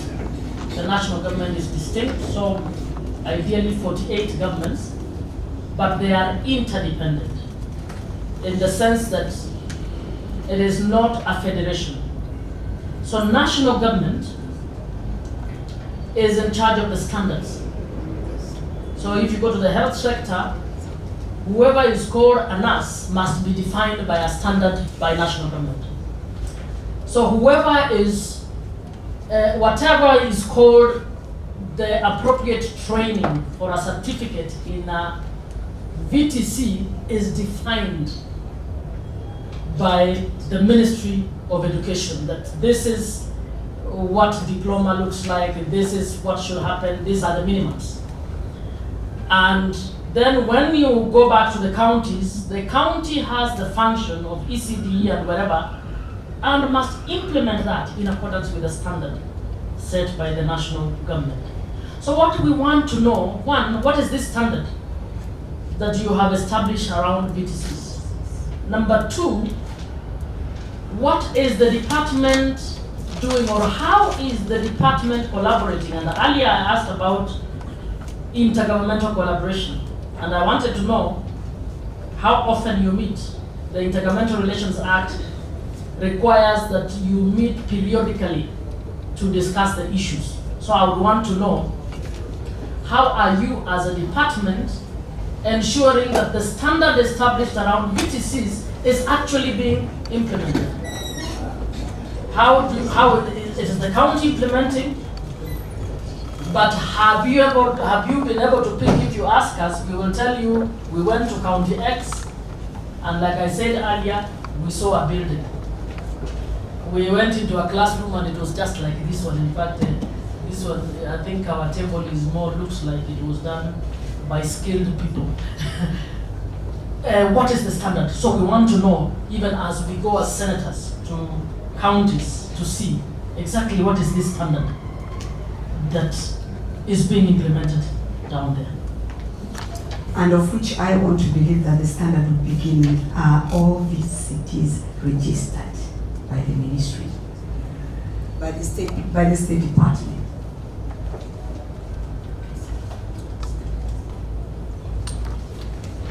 Thank you, Chair. In terms of standards, let me start first by confirming that from your first request that you wanted standards shared with you, the bundles you saw being delivered are the print copies of the standards that the TVET Authority has developed, which are freely available on the website of TVET. And what exactly that we need of a vocational training center and any other TVET institution is clear in the accreditation handbook that then says what is it we need in terms of governance and leadership of our institution. What is it that is required in terms of the physical facilities for an institution depending on the courses that are being offered within that institution. So at minimum, then we are looking at the classrooms, we are looking at the laboratories, we are looking at the workshops, we are looking at the sanitation facilities and matters touching on student welfare in terms of games and facilities, that's in the physical facilities. We are looking at clearly specified trainer requirements, and specifically on the trainers, we have a trainer qualification framework as one of the standards that is here, and we are going to leave for your library within Senate. Then we are also looking at program accreditation and program delivery. So are the programs being offered within that institution, those that are licensed? So are the curricula from approved curriculum developers, have they been licensed, in this case by TVET? We are looking at the parameter of trainee welfare within the institution and the last aspect or indicator of innovation. Because we expect that as they learn, they also innovate. Research is for the national polytechnics, but at the lower level, we focus more on innovation, and we want even to see commercialization of what we are doing. So besides these standards, which are global, the accreditation handbook then sets that out, and is applicable across the TVET institutions. But the inspection tool then gives different weights depending on the level of the institution. So we have segregated the VTCs from the national polytechnics, for example. In terms of that indicator, let me just pick one of research. What we expect of the vocational training centers is weighted differently than when we are dealing with a national polytechnic. Thank you, Chair. Maybe before the PS goes, the question that then would remain is, before you start giving those courses, do you register those VTC institutions? Is there some minimum standard for a vocational training center to be registered to offer those courses? Because as she says, sometimes you walk to a workshop or maybe a county VTC, it's a room, they're offering motor vehicle engineering at artisan level, but there are no equipments, or maybe some obsolete technology engines. So what is the bare minimum for you to maybe allow a VTC to offer training? Madam Chair, like we said earlier on, we have the standards here, and the books are many of the standards. And we will set them up quite well at the national level. And yes, it is the responsibility of National TVET to set up the standards, both of training, physical facilities, and the trainers. It is the function of the national government. Now, we will set up all these standards, and we will, like he said, we'll leave them to you. We will avail the audit reports, some of which you might even be more aware of them, like you have said you have visited. But I beg to let this, of course we know that the implementers of all these standards and the regulations that we give is the county government. And the implementation space is where we could have a real problem. Because we will tell them a class that is supposed to have this kind of equipment, but the purchasers of that equipment and the furniture is the county government. So we will avail the audit reports therefore, which most likely will tell you that yes, we have given this standard, but it hasn't been implemented at the county level. And there, Madam Chair, then we now part ways between. It's not supposed to be like that because we are all government, and like Senator Catherine said, we are only 48 governments. But that is where the we'd like to see your policy.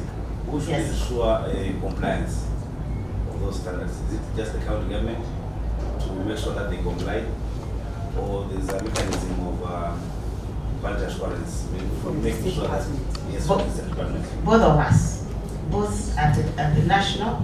In fact, answer by how many intergovernmental sectoral meetings have you had? Because it is at that point that you should be saying we've done our audits, Yes. we find that Kakamega County is compliant, we find that Nairobi County is not compliant. How many such meetings are you having? With your permission, Madam Chair, I will allow my director vocational training. And as the director answers, Madam PS, there's that question I say, we need to know from your end, how many, the number you have registered, accredited from institutions you have in all the 47 counties.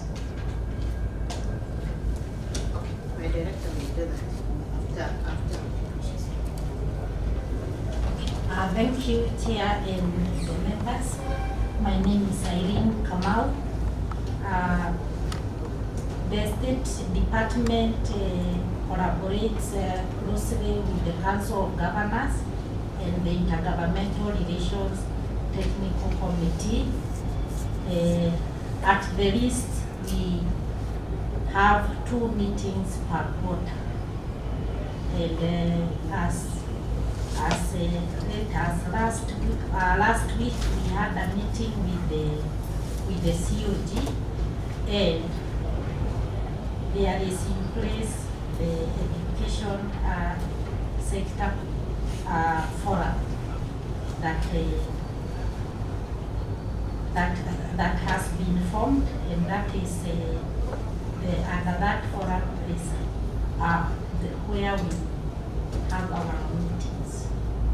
Then the State Department,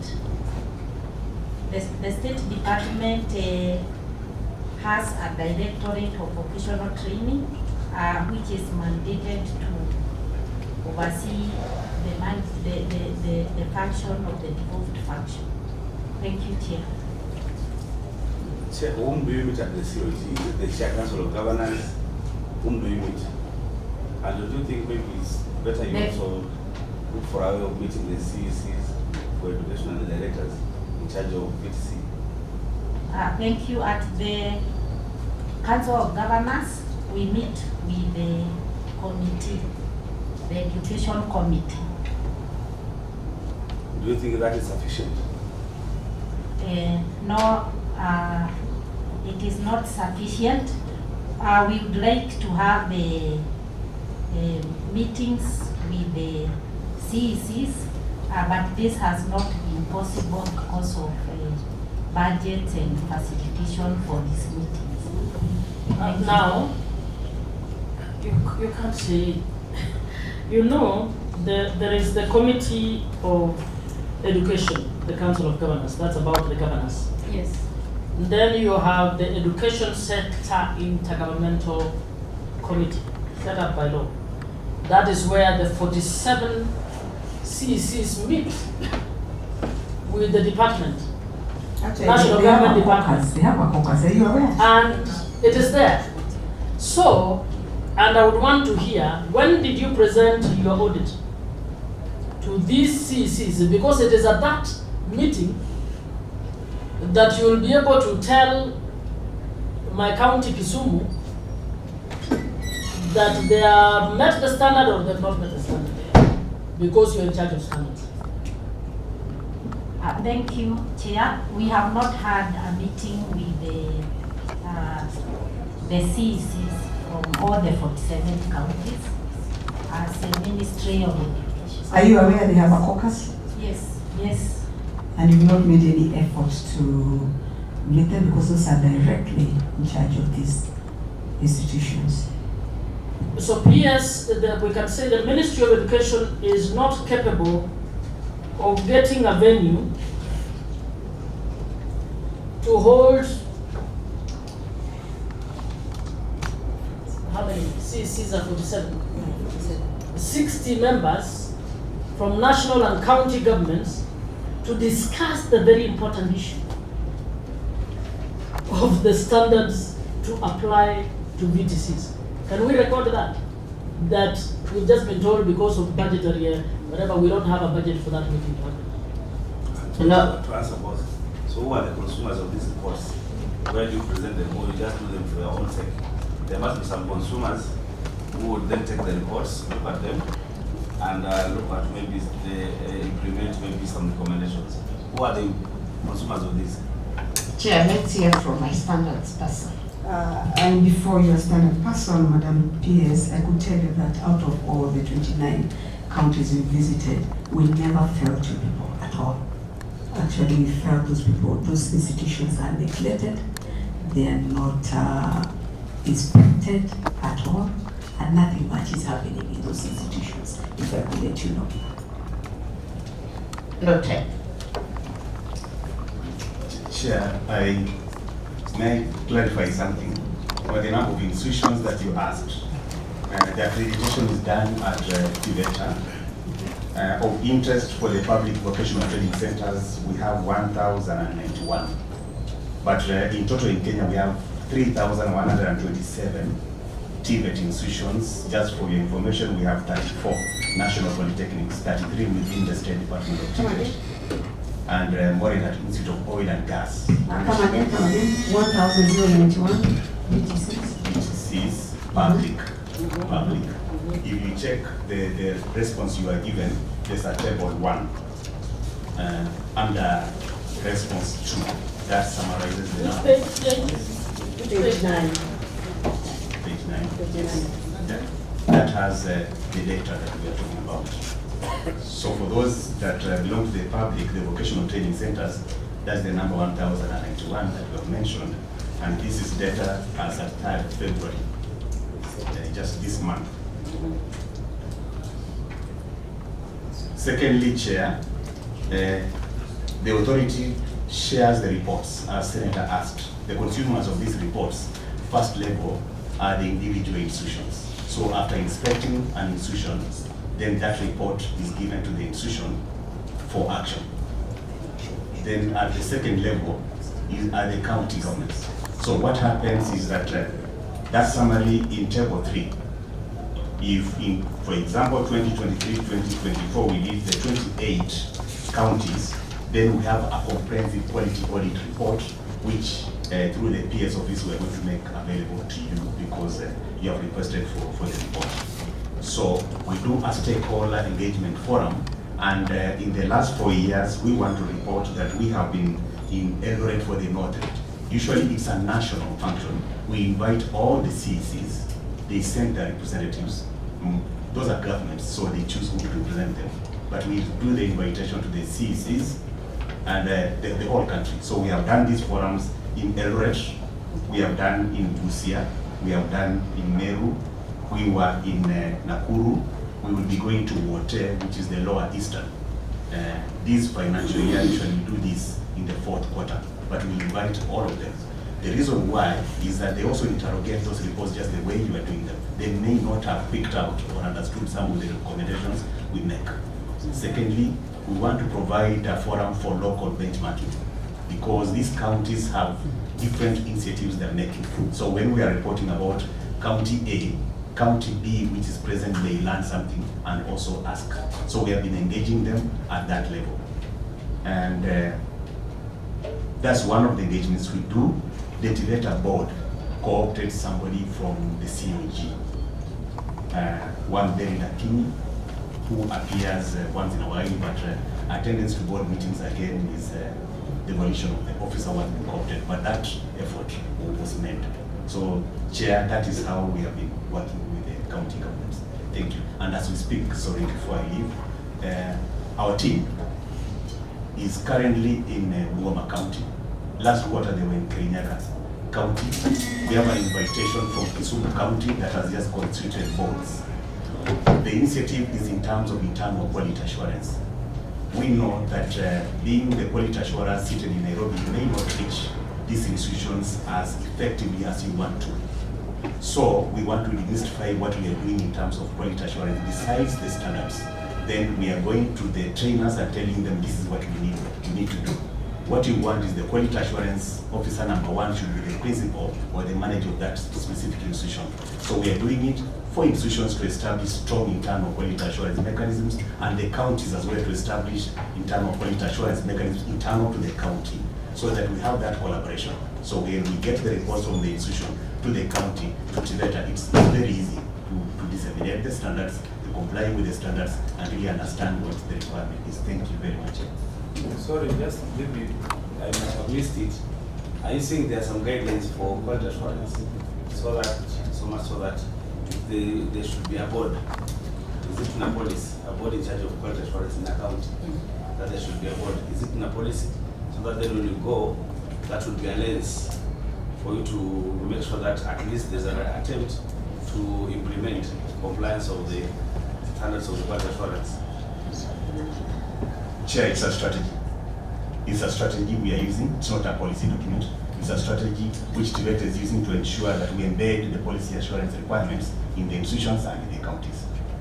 That strategy is not does not draw down from a policy.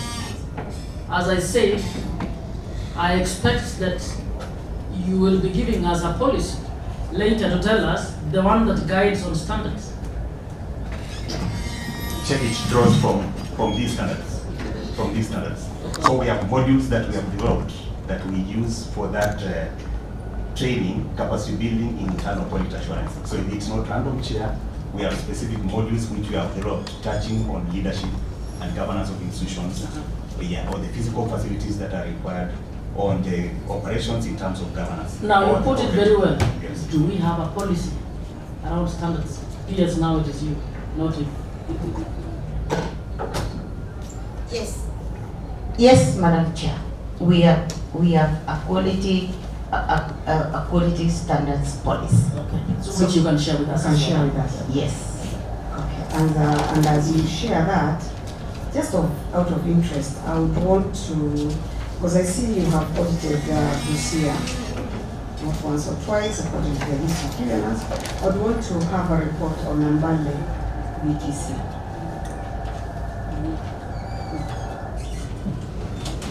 Did you get it? My apologies. I'm saying as you give us that policy, and just out of interest, I would want to see a report on Mbale VTC in Busia County. We'll have it. Okay. Mbale. We are requesting for documents, but we're not giving some timelines. Oh yes. Because I think these documents are going to help us a lot. Can we have them in 7 days? Or if you have them within 7 days, and if you have them, you can still give us. Yeah, policy must be having somewhere in the file. So can we have it tomorrow? Madam PS? Tomorrow is Wednesday. Friday. Okay. That is 7 days is okay. Within 7 days. Within 7 days. Thank you. Chair, allow me to ask this one. Has the ministry done any evaluation of the industry available in the different counties in order for us to be able to say Tana River, Alana in Tana River, in a TVET in Tana River has an opportunity to get properly skilled as the one who comes from Kiambu that has a litany of industry.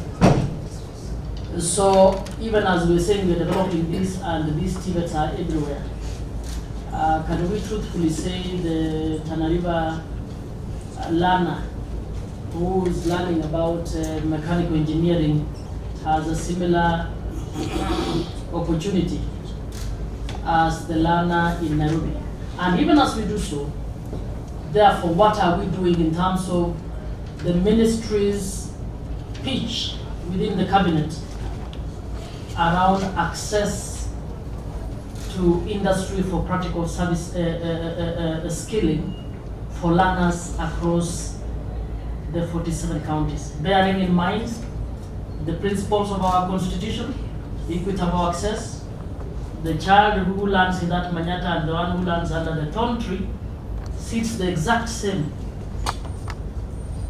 exam as the one who goes to St. Mary's in Nairobi.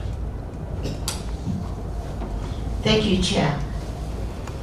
As for industry mapping reports, yes, we can avail that because we have industry liaison officers in every institution of the TVET department. So the ILOs have got the industries that they are linked, that they have linked with the institutions. So, industry liaison officers. Yes. No, this is not about, this is about industries. So my director industries, who is here, I will ask him to give us the catalog of the industries linked to every institution in this country. I am talking about TVET institutions, and Madam Chair, let me be also fast to say that those same industries, of course, are supposed or should be the same industries that are training the young people in our VTCs. As for the exact implementation by the VTCs, I may not be able to take a position now, but we should be, that should be the model. That it is my responsibility at this level to ensure that in every institution there are various industries attached to training in that industry, and that is the report I have said. My director industries, who is here, industries and dual training is here, is going to avail, and the VTCs should be anchoring on the same continuum to be able to have the young people trained. I hope I answered that, Madam Chair. And in fact, I'm happy that the VTCs have, not the TVETs, have started becoming sensitive to the needs of the people. I discovered that one of my TVETs in my county is training on agricultural and livestock extension officers. I was very happy because if you wanted to do livestock extension, previously you must come to CBET technical, but now some of them are already doing that, which is good. It is very good. They've started becoming sensitive. But my question was, which maybe I might prosecute now, Chair, about the transition from the previous model of training to modules. How did you manage it? Because there used to be these 1 year, 2 year courses, like if you start from artisan, then you can go to certificate, from certificate then go to diploma. You know, that stopped with modularization. So how are you making sure that the people who are trained for artisan are able to progress to maybe certificate using modularization or the modulars?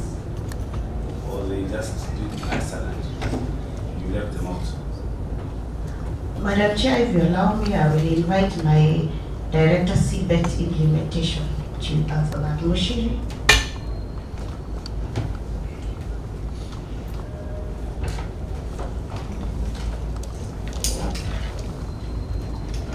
Thank you, Honorable Chair and members. My name is James Mushiri. I'm the Director CBET. I wish to take you through how the current curricula in TVET is structured in the TVET institutions. In this course, we will also try to demonstrate to you that the relationship between modularization and the cost of training. So contrary to the perception of high cost of modular CBET curriculum TVET fees has actually not been raised. It has only been rationalized and in many cases reduced under this system.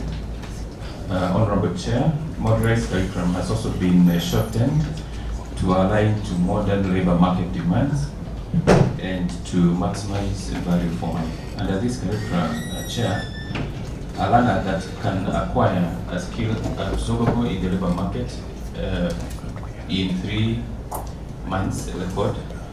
Equally, the duration of acquiring an artisan, craft and diploma qualifications has been reduced from 12 months to 6 months, 24 months to 12 months, and 36 months to 21 months, respectively. And the Chair, on page 14, there is a figure there that demonstrates how modularization of curriculum is taking place in our institutions. Madam Chair, on the vertical axis, you'll be able to see the levels in terms of to level 6, and to undertake between 300 hours to 589 hours, depending on the course, and after that, it is envisaged that this trainee is able to acquire some level of job in the market. Level 3. In level 4, Madam Chair, the trainee is supposed to undertake a training between 600 and 1,199 hours, taking 2 modules, module 1 and 2, and gaining specific skills. And after that, if they would wish to exit, you'll be able to get some attachment or get some job to do. And it goes all the way to level 6. What do you mean taking 2 models? You are taking 2 models at the same time? Or one after the other? That is one after the other. Okay. Thank you. If you proceed to table number 4, we are trying to give you a comparison between what was happening in the first instance of Cycle 1 and Cycle 2 and modular training. And if you look at the first bar, we have the Cycle 1 and 2, and then we comparing with the modular. And if you look at the level 3, as indicated, using the old training method of in Cycle 1 and 2, one term consisted of 3 months, but when you do modular, where you're going to take one module, you take 1 term, which is equivalent to 3 months, and there is a session of industry training. And because of how the training is done, it is envisaged that at that point, a trainee can be able to exit if they are not continuing to higher levels. So that is the explanation for level 4. Both in Cycle 1 and in modular 5 and level 6. So, Honorable Chair, modularization has been seen to give competencies, better competencies in this level of training, and therefore that is why we feel that the modular training is the best training because it is skill-based. Thank you, Chair. Chair, if you allow, there was the particular question was, Chair, the ones who were in the previous training, where before the modular, how are we able to bring them on board, if at all, so that they are absolutely skilled under the modular? That was the particular question. Yes. Professor Kitange, if you allow, Chair. Proceed, please. Thank you, Chair. Thank you, members. I wish to clarify that. My name is Professor Kitange Kisi. I'm the CEO of TVET CDAC. TVET CDAC does curriculum development, assessment, and certification for all TVET training centers to technical training institutions. We don't discriminate. We do across board. With regard to curriculum cycle, one was the regional curriculum that we had from 2019, but when we improved it, it became Cycle 2. So Cycle 1 was improved to make Cycle 2 of the curriculum. And now, in the third phase, we modularized Cycle 2 to make the modular curriculum, which is Cycle 3. So modularization is reorganization of the curriculum, so that at each level, a candidate is able to get all the skills that were required for a given level of competence. So instead of getting part of a competence in level 1, part of a competence in level 2, part of a competence in level 3, we consolidated so that somebody can get something useful to get out of the institution within a module. Those who are admitted into Cycle 1 and Cycle 2 have been converted into Cycle 3 in this manner. We them from it, and we offer that which they are missing in the cycle for the level of qualification they are working towards. So no learner is allowed or is made to repeat what they have already covered. We have called a meeting of all qualification awarding institutions, the National TVETs and TVET, so that we considered the different scenarios for the different programs that we have, and the candidates are only allowed to take whatever they had not covered when they began. So by June, July this year, all the candidates will have been converted, and we are going to consider the volume of learning so that by the end of it, nobody is disadvantaged having been found midstream by the modularization. Are you sure that is what is happening? Yes. Because if you had a student who was supposed to do a craft course for 2 years, then in the first 1 year, basically they will do communication skills and all those things before they come to the actual thing. So you've done the first year. But then now the modules have come. How do they transit then? Because if you transit and do one module, then you're taught something very small about the actual trade that you're supposed to trade in. So how do they transit? To make sure again this 1 year is not lost, and they had only remained 1 year to complete everything that they're supposed to do in that craft course. Thank you, Chair.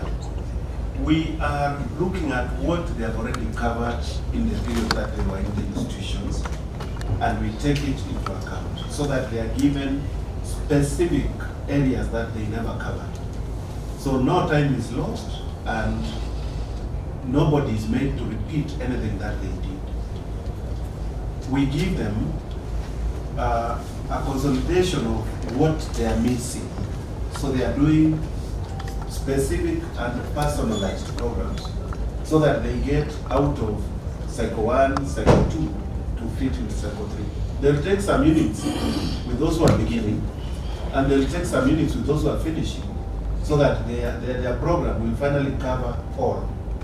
In fact, the meeting that was meant to give out an outcome for that happened last week, and we have a draft report which we can avail on how we are converting different programs for all the 518 curricula, which was done in consultation by different institutions, so that we got specific aspects for each institution. Okay, let's follow it through. But my thinking would have been, if you are doing training and you're giving certification, maybe NEC, you just let them go to NEC after it. Then you start with these modules. But in between, I think they are making some decisions. I don't know. Chair, yes, those who are on NEC, who are now all exiting TVET institutions by July this year, have been allowed to go. Yeah, they've been allowed to go all the way and complete, if that is what they wish. But there are those who have opted, and this is on individual basis. There are those who have opted to go back, and like the CEO has said, check what it is that they need to bring on board to themselves, with themselves, on the modular space, so that they feel absolutely space.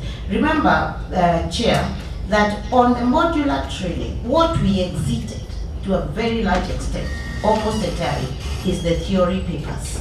So that what is theory, like communication skill is taught as they learn the craft, as they learn the hands-on skills. So if a young person, for example, is on NEC or any other program and is remaining with 1 year of training, then like he said, the curriculum will assess what is it that you might be missing, and they are willing to come back, start with whichever module, dependent on what is being taught on that module of the course, and they take it within a very short time, so that the time they have been in the institution is not repeated. But that is on individual basis. But those who want to finish and get certified on whichever examination body, nobody stops them. Thank you, Chair. My final question before I leave Chair for another meeting to the PS. This specific question about affordability of vocational training.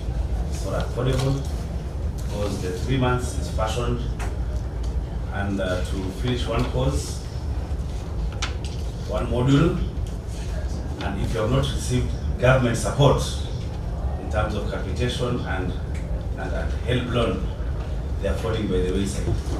What would be your advice to Kenyans today? What will you do to make sure that this TVET is affordable?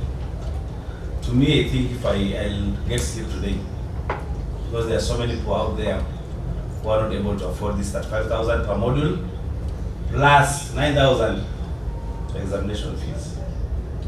Give comfort to Kenyans.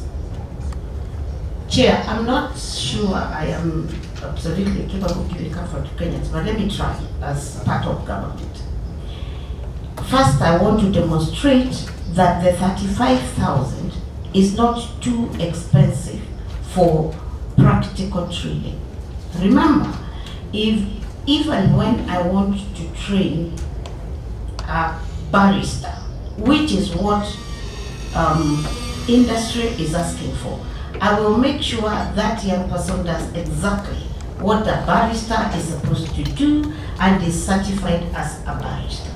Now, I want to demonstrate, if you give me just 2 minutes, that modular training or competency-based is not as expensive as we might have thought. And I will invite Dr. Kani to take us through what every unit demands. And by the way, Madam Chair, that 9,000 for assessment is part of the 35,000. It is not outside. But Dr. Kani, can you take us through that write-up slowly and surely so that it is well captured? Thank you. My name is Dr. Joseph Kani. I'm a director of TVET, working in PS's office. And just to, as we talk about the modular training, before I go to this, is to say that earlier on, to get a diploma which is level 6, which is equal to level 6, it used to take a whole 3 years plus to be able to complete. Now with the modular training, even as we talk about the fees, it is taking around 21 months.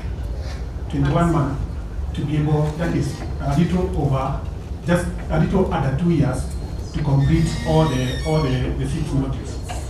But to talk about the fees that we are talking about, the 35,000. Of the 35,000, the assessment fees or the practicals, the materials that you require to buy to be able to train is charged at 9,600. So of the 35,000, 9,600 is supposed to be to cater for the materials, because as you train, you are training in reality. Even it's hospitality and you want to train to fry a chicken, you have to buy the real chicken. If you are doing mechanical engineering, you have to buy the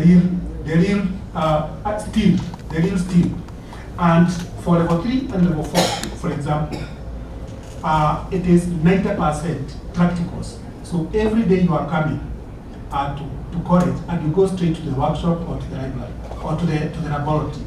And when you do that, you are doing that 5 days in a week.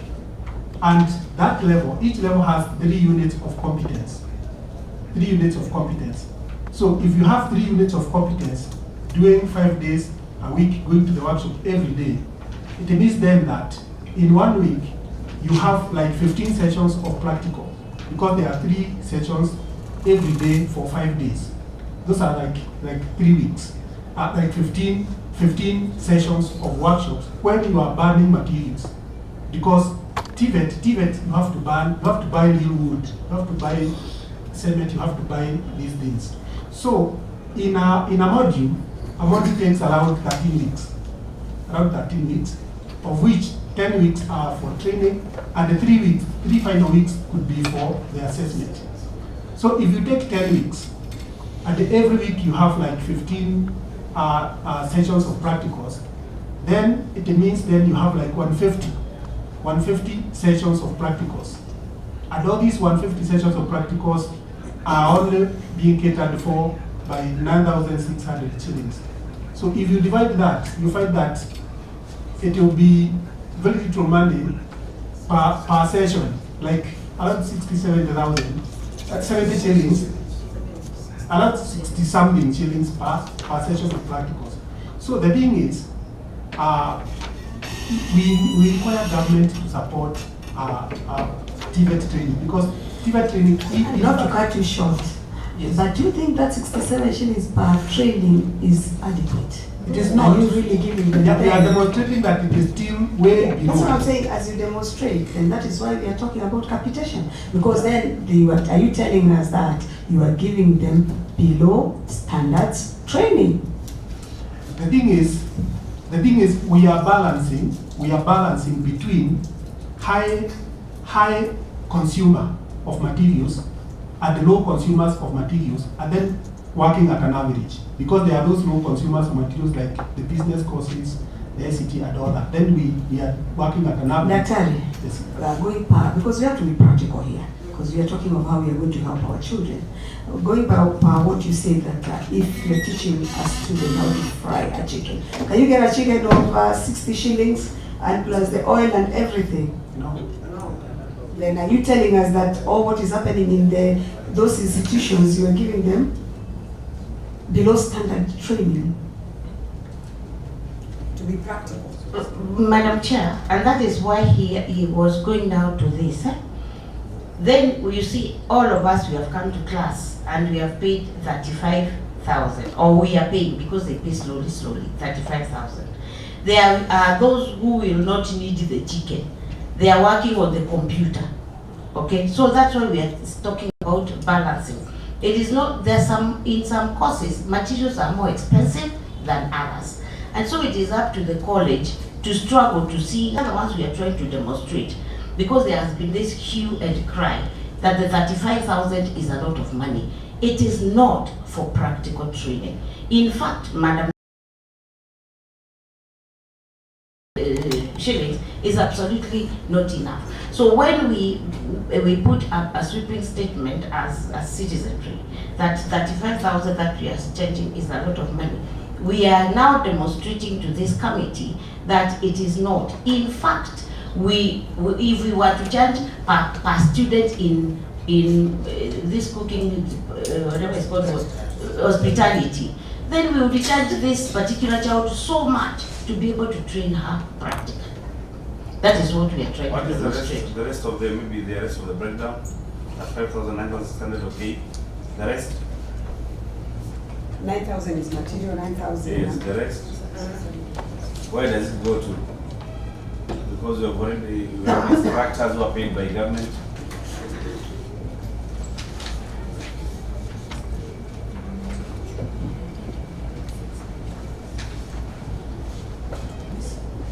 Yeah, 12,600 is in the assessment and materials. But it's not 9,600. It's 12,000? Yeah, the extra 3,000, the extra 3,000 is for assessments. At 1,000 per unit of competence. okay. So what we are saying is, our people are poor, and that is the truth. A child who went through secondary school, paying maybe 40,000 per year, and maybe CDF paid 10,000, we are paying 10,000 per year. This child has transited to TVET for 3 terms. or 3 modules of 3 months each, they are required to pay 105,000. I'm asking you, PS, is it affordable without government support? How would you tweak it? How would you tweak our modules so that it becomes affordable? Or you're saying for the poor, you do 1 module this year, pay that 5,000, and then leave until next year, do another module, and then the other year do another module? Or what would be the recourse, really?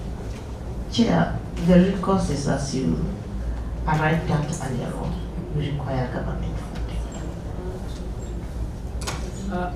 And what have you done? Just a moment. What have you done as a State Department about it? Madam Chair, about government funding? Yes, about capitation. Oh, Madam After Chair. it was abolished. Madam Chair, we have written a lot of letters to Treasury.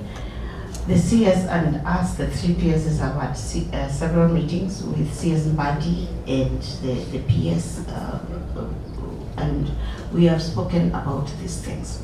Madam Chair, after we have spoken, we have written letters, and if it was necessary, we would avail them. So in fact, it has gotten to a point where it is almost like a fight. So yeah, we are trying. There's another question. Let me ask first. Madam PS, if there is any institutions, if there are any institutions that should help us to model how to carry out business, it's the TVET. Yes. So I would want to know what the ministry is doing to encourage income generation by the TVETs as number 1. Because if you ask me, the best garage should be hosted by one of the TVETs. Yes. The best smart farming venture should be in a TVET institution. The best dairy farming venture should be in a TVET institution, from where I sit. Maybe I'm romanticizing this, but this is what you are trying to train these guys to be the best in that industry. So I want to know what input you're putting on that. Number 2, Madam Chair, I'm requesting that the PS, because you are overall in charge of ensuring that TVET education happens, to pick institutions, and maybe we can give them those institutions. We can say Meru National Polytechnic, Kisii National Polytechnic, Kitale National Polytechnic, which is the other, any.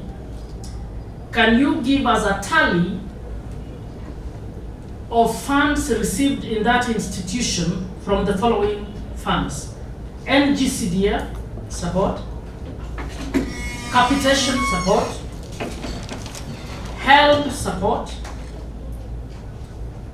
national government scholarship support, household support, governors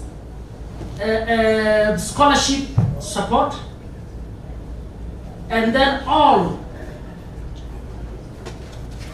support from philanthropists, including Wings to Fly, the KCB, and development partners. I would want us to model, Honorable Chair, this is very serious, it's a conversation we've had in the Senate for a long time. I would want us to pick one institution to find out, this institution has, when I left Sigalagala, there were 13,500. So let's find out, assuming there are 13,000 learners, how many have been given CDF monies? So we say the member for parliament for Kisumu West has sent there so many students and they paid this. And we want to see the schedule. We want to find out what bursaries was sent to that institution from the governors. By the way, this committee has seen governors who paid for institutions in Uganda. So I want to see how many, so that even as we are speaking, we don't look helpless. A lot of public funds coming through other ways are coming to these institutions. Have you taken time to do a tally to account to Kenyans that even as you're saying this student does not have money, may not have received help, you have received money from NGCDF in respect of this student. The following, Wings to Fly has sent money for 300 to this institution. Do we have a mechanism that is accounting to the shilling to ensure that we don't have pilferage because of so many parallel funding systems within our education systems? I think that I'll request the Secretary to capture that, and then we can send it as a supplementary question so that we can have it answered properly. If it is okay with you. That's okay. Okay. Senator Moruma, you had a question or a remark? Madam Chair, if you allow me, even as we capture that for maybe a few institutions, maybe 5, that's what we can capture, Madam Chair. But she had also asked, if not Senator Maluma, about the IGAs in our institution, whether we are making any effort because we are supposed to be the entrepreneurial traders. Yes, we have a whole department and again Director Dr. Kani for IGAs, income generation activities in all the institutions, and every institution is supposed to be participating in this. Again, if you so desire, Madam Chair, we can avail what IGAs could be available in one institution or another, including in Sigalagala, where Senator Catherine seemed to have and I'm sure she could also be aware what IGAs might be in Sigalagala.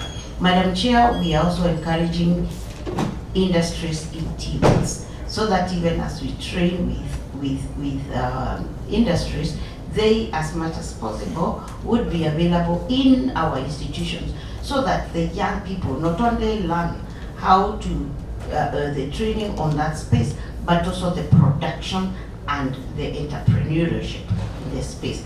Madam Chair, that is one. We have yesterday I was in Kisumu, and Madam Chair, I told you I was stranded there because of the aeroplanes for apparel with big machinery. And what we are doing is encouraging the farmers around Kisumu to grow cotton, which we are going to process as Kisumu National Polytechnic. All the way we have a line of machines to making garments. So, Madam Chair, those are some of the things we are doing to ensure that these young people are not just learning the skills, but they are learning all the way to entrepreneurship as much as possible. But the other monies received from the institutions, we'll be able to do, and we'll be able to avail the document. Include the income generation money as well, when you put in that list. Okay. On source revenue. On source revenue. We are doing a lot of collaboration with the, in fact, yesterday in the meeting of World Bank, we had one of the senators, not only the other members, but also be able to support us as far as the residences of Kisumu County are concerned. And what was the other question I wanted to answer? So Chair, my question was, I had just forgotten it. That assertion by Dr. The other one, who was talking about Mushiri, yes, TVET now is cheaper. You know, it would be cheaper if the amount the parent is coughing is low. But if the amount the parent is coughing is higher, then it can't be cheaper. Look at this. Previously, we were told that a TVET student per year would pay 56,000. You remember? 2018? Yeah. It was 56,000, I think. And then you get 30,000 capitation. And then this 26,000, you apply for a loan, where you are given 40,000. And then 26,000 would go to paying the tuition, and 14,000 for upkeep. Yes, PS. You know, I've been in this space for a while. That's why they call me expert. It's because I've been in this educational space for a while. So, previously, a student could go to school for free and even get 14,000 for upkeep. But now if they're supposed to cost that 5,000 per module, then that assertion that is now cheaper to train in the VTC in TVET is wrong. Is wrong. It's not the correct position because the parent is paying more. Chair, the previous position, the students were being examined by NEC and the training was theoretical. We have exited that space and become completely 90% practical. And therefore, and so that previous space, Madam Chair, was about tuition. We are not talking about practical materials here. All right? So when we now exit that space, it is not even very comfortable or a very comfortable space to continue comparing the two, because the curricula has completely changed and we are training our young people to do. So we are talking about tuition only, but here we are including what the students would train on, including if he has to make this gadget, then we are talking about all these things. Number two, if I agree with you, Senator, through the chair, Senator Maluma, that yes, the paying point here is what the parent has to pay, because our people do not have money to be able to pay. And I think we all agreed that when we first started this new funding model, Madam Chair, and we got the scholarships, and we got the help loans, there was no noise. We were able to manage very well. So would you help us leverage on the government to fund us, and we will be comfortable? Yeah, I just wanted to disabuse that assertion and claim that it is now cheap. Actually, now it is more expensive because of the nature of training, the practical training. So it is true that now it is more expensive to train, and we need to push government to release funds. Well said, Senator. I think from where we have reached, Madam Pierce, you see there's so much that this committee needs to discuss with you. And what I would suggest, Honorable Senators, is let's look at the documents we have asked for.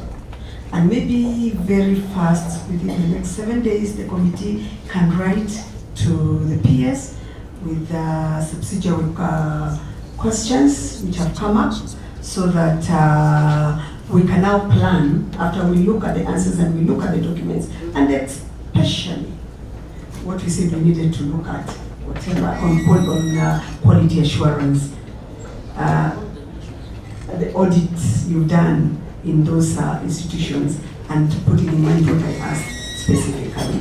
Then we can invite the Madam PS back here, so that we can have a better and just as we end, on quality assurance PS, there is this KCB to GIG program. Yes.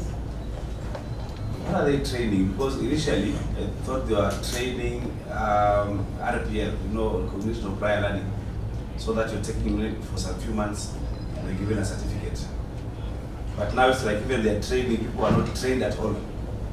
So how is it in and terms they take of their training within those few months? Yes. So you're wondering what training, they're training and how they're managing. Exactly. I think that is an issue which would also go to them, so that maybe they can find out exactly what is happening around to GIG. It's called to GIG, right, by KCB. I think that way then we can have a conclusive meeting then, and we can look at the way forward, and also maybe Madam PS can also suggest the ways we can also help them as a committee. All right, Chair. So it will come as a supplementary question, we prepare and come and give you an I think that will be better. That will be better. Thank you. So with that, I think Honorable Senators will allow me. It's been over 3 hours seated to at least take a break. And as I said, we are taking a break because we are going to invite you after you get your answers, so that we can have a further discussion and see how better we can work around the issue, especially it is our responsibility to train them, even under acacia trees. By the way, for us, it is not about the big buildings. It is about somebody to impart the skills. So, Madam Chair, this has been a very good engagement. Just a little correction. Yes. You can't say the VTCs are looking bad because they're under county governments. When there were village polytechnics, they were so stigmatized. So let us not make it look like we had a glory that has gone. Let us just take responsibility as a country and get this thing happening properly. Actually, Madam Chair, it is all the entire technical training was seen as it was an underdog, yeah? And that is something, I take that correction, Senator Catherine, very seriously. Yes, the stigma has also to be dealt with, right from the top, the bottom to the top. So, Madam Chair, let me again say this has been a tremendous engagement. We look forward to another one, actually, so that we can be able to better the technical training in this country. But as we do that, when you meet your financing colleagues along the way, please tell them that this is where we need enough boost. And we can assure you as a committee, when we get that financial boost, we are ready and ready to skill the young people in this country.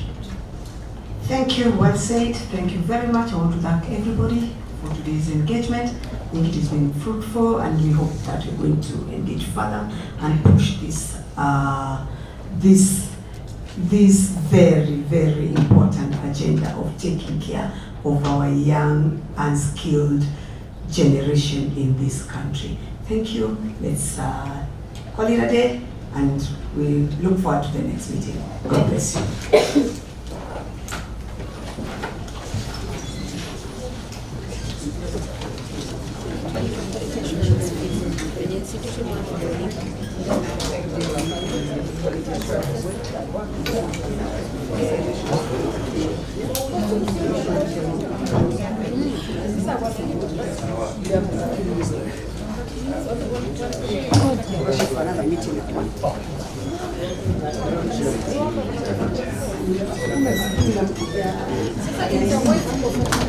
Not file a senator. So who received this?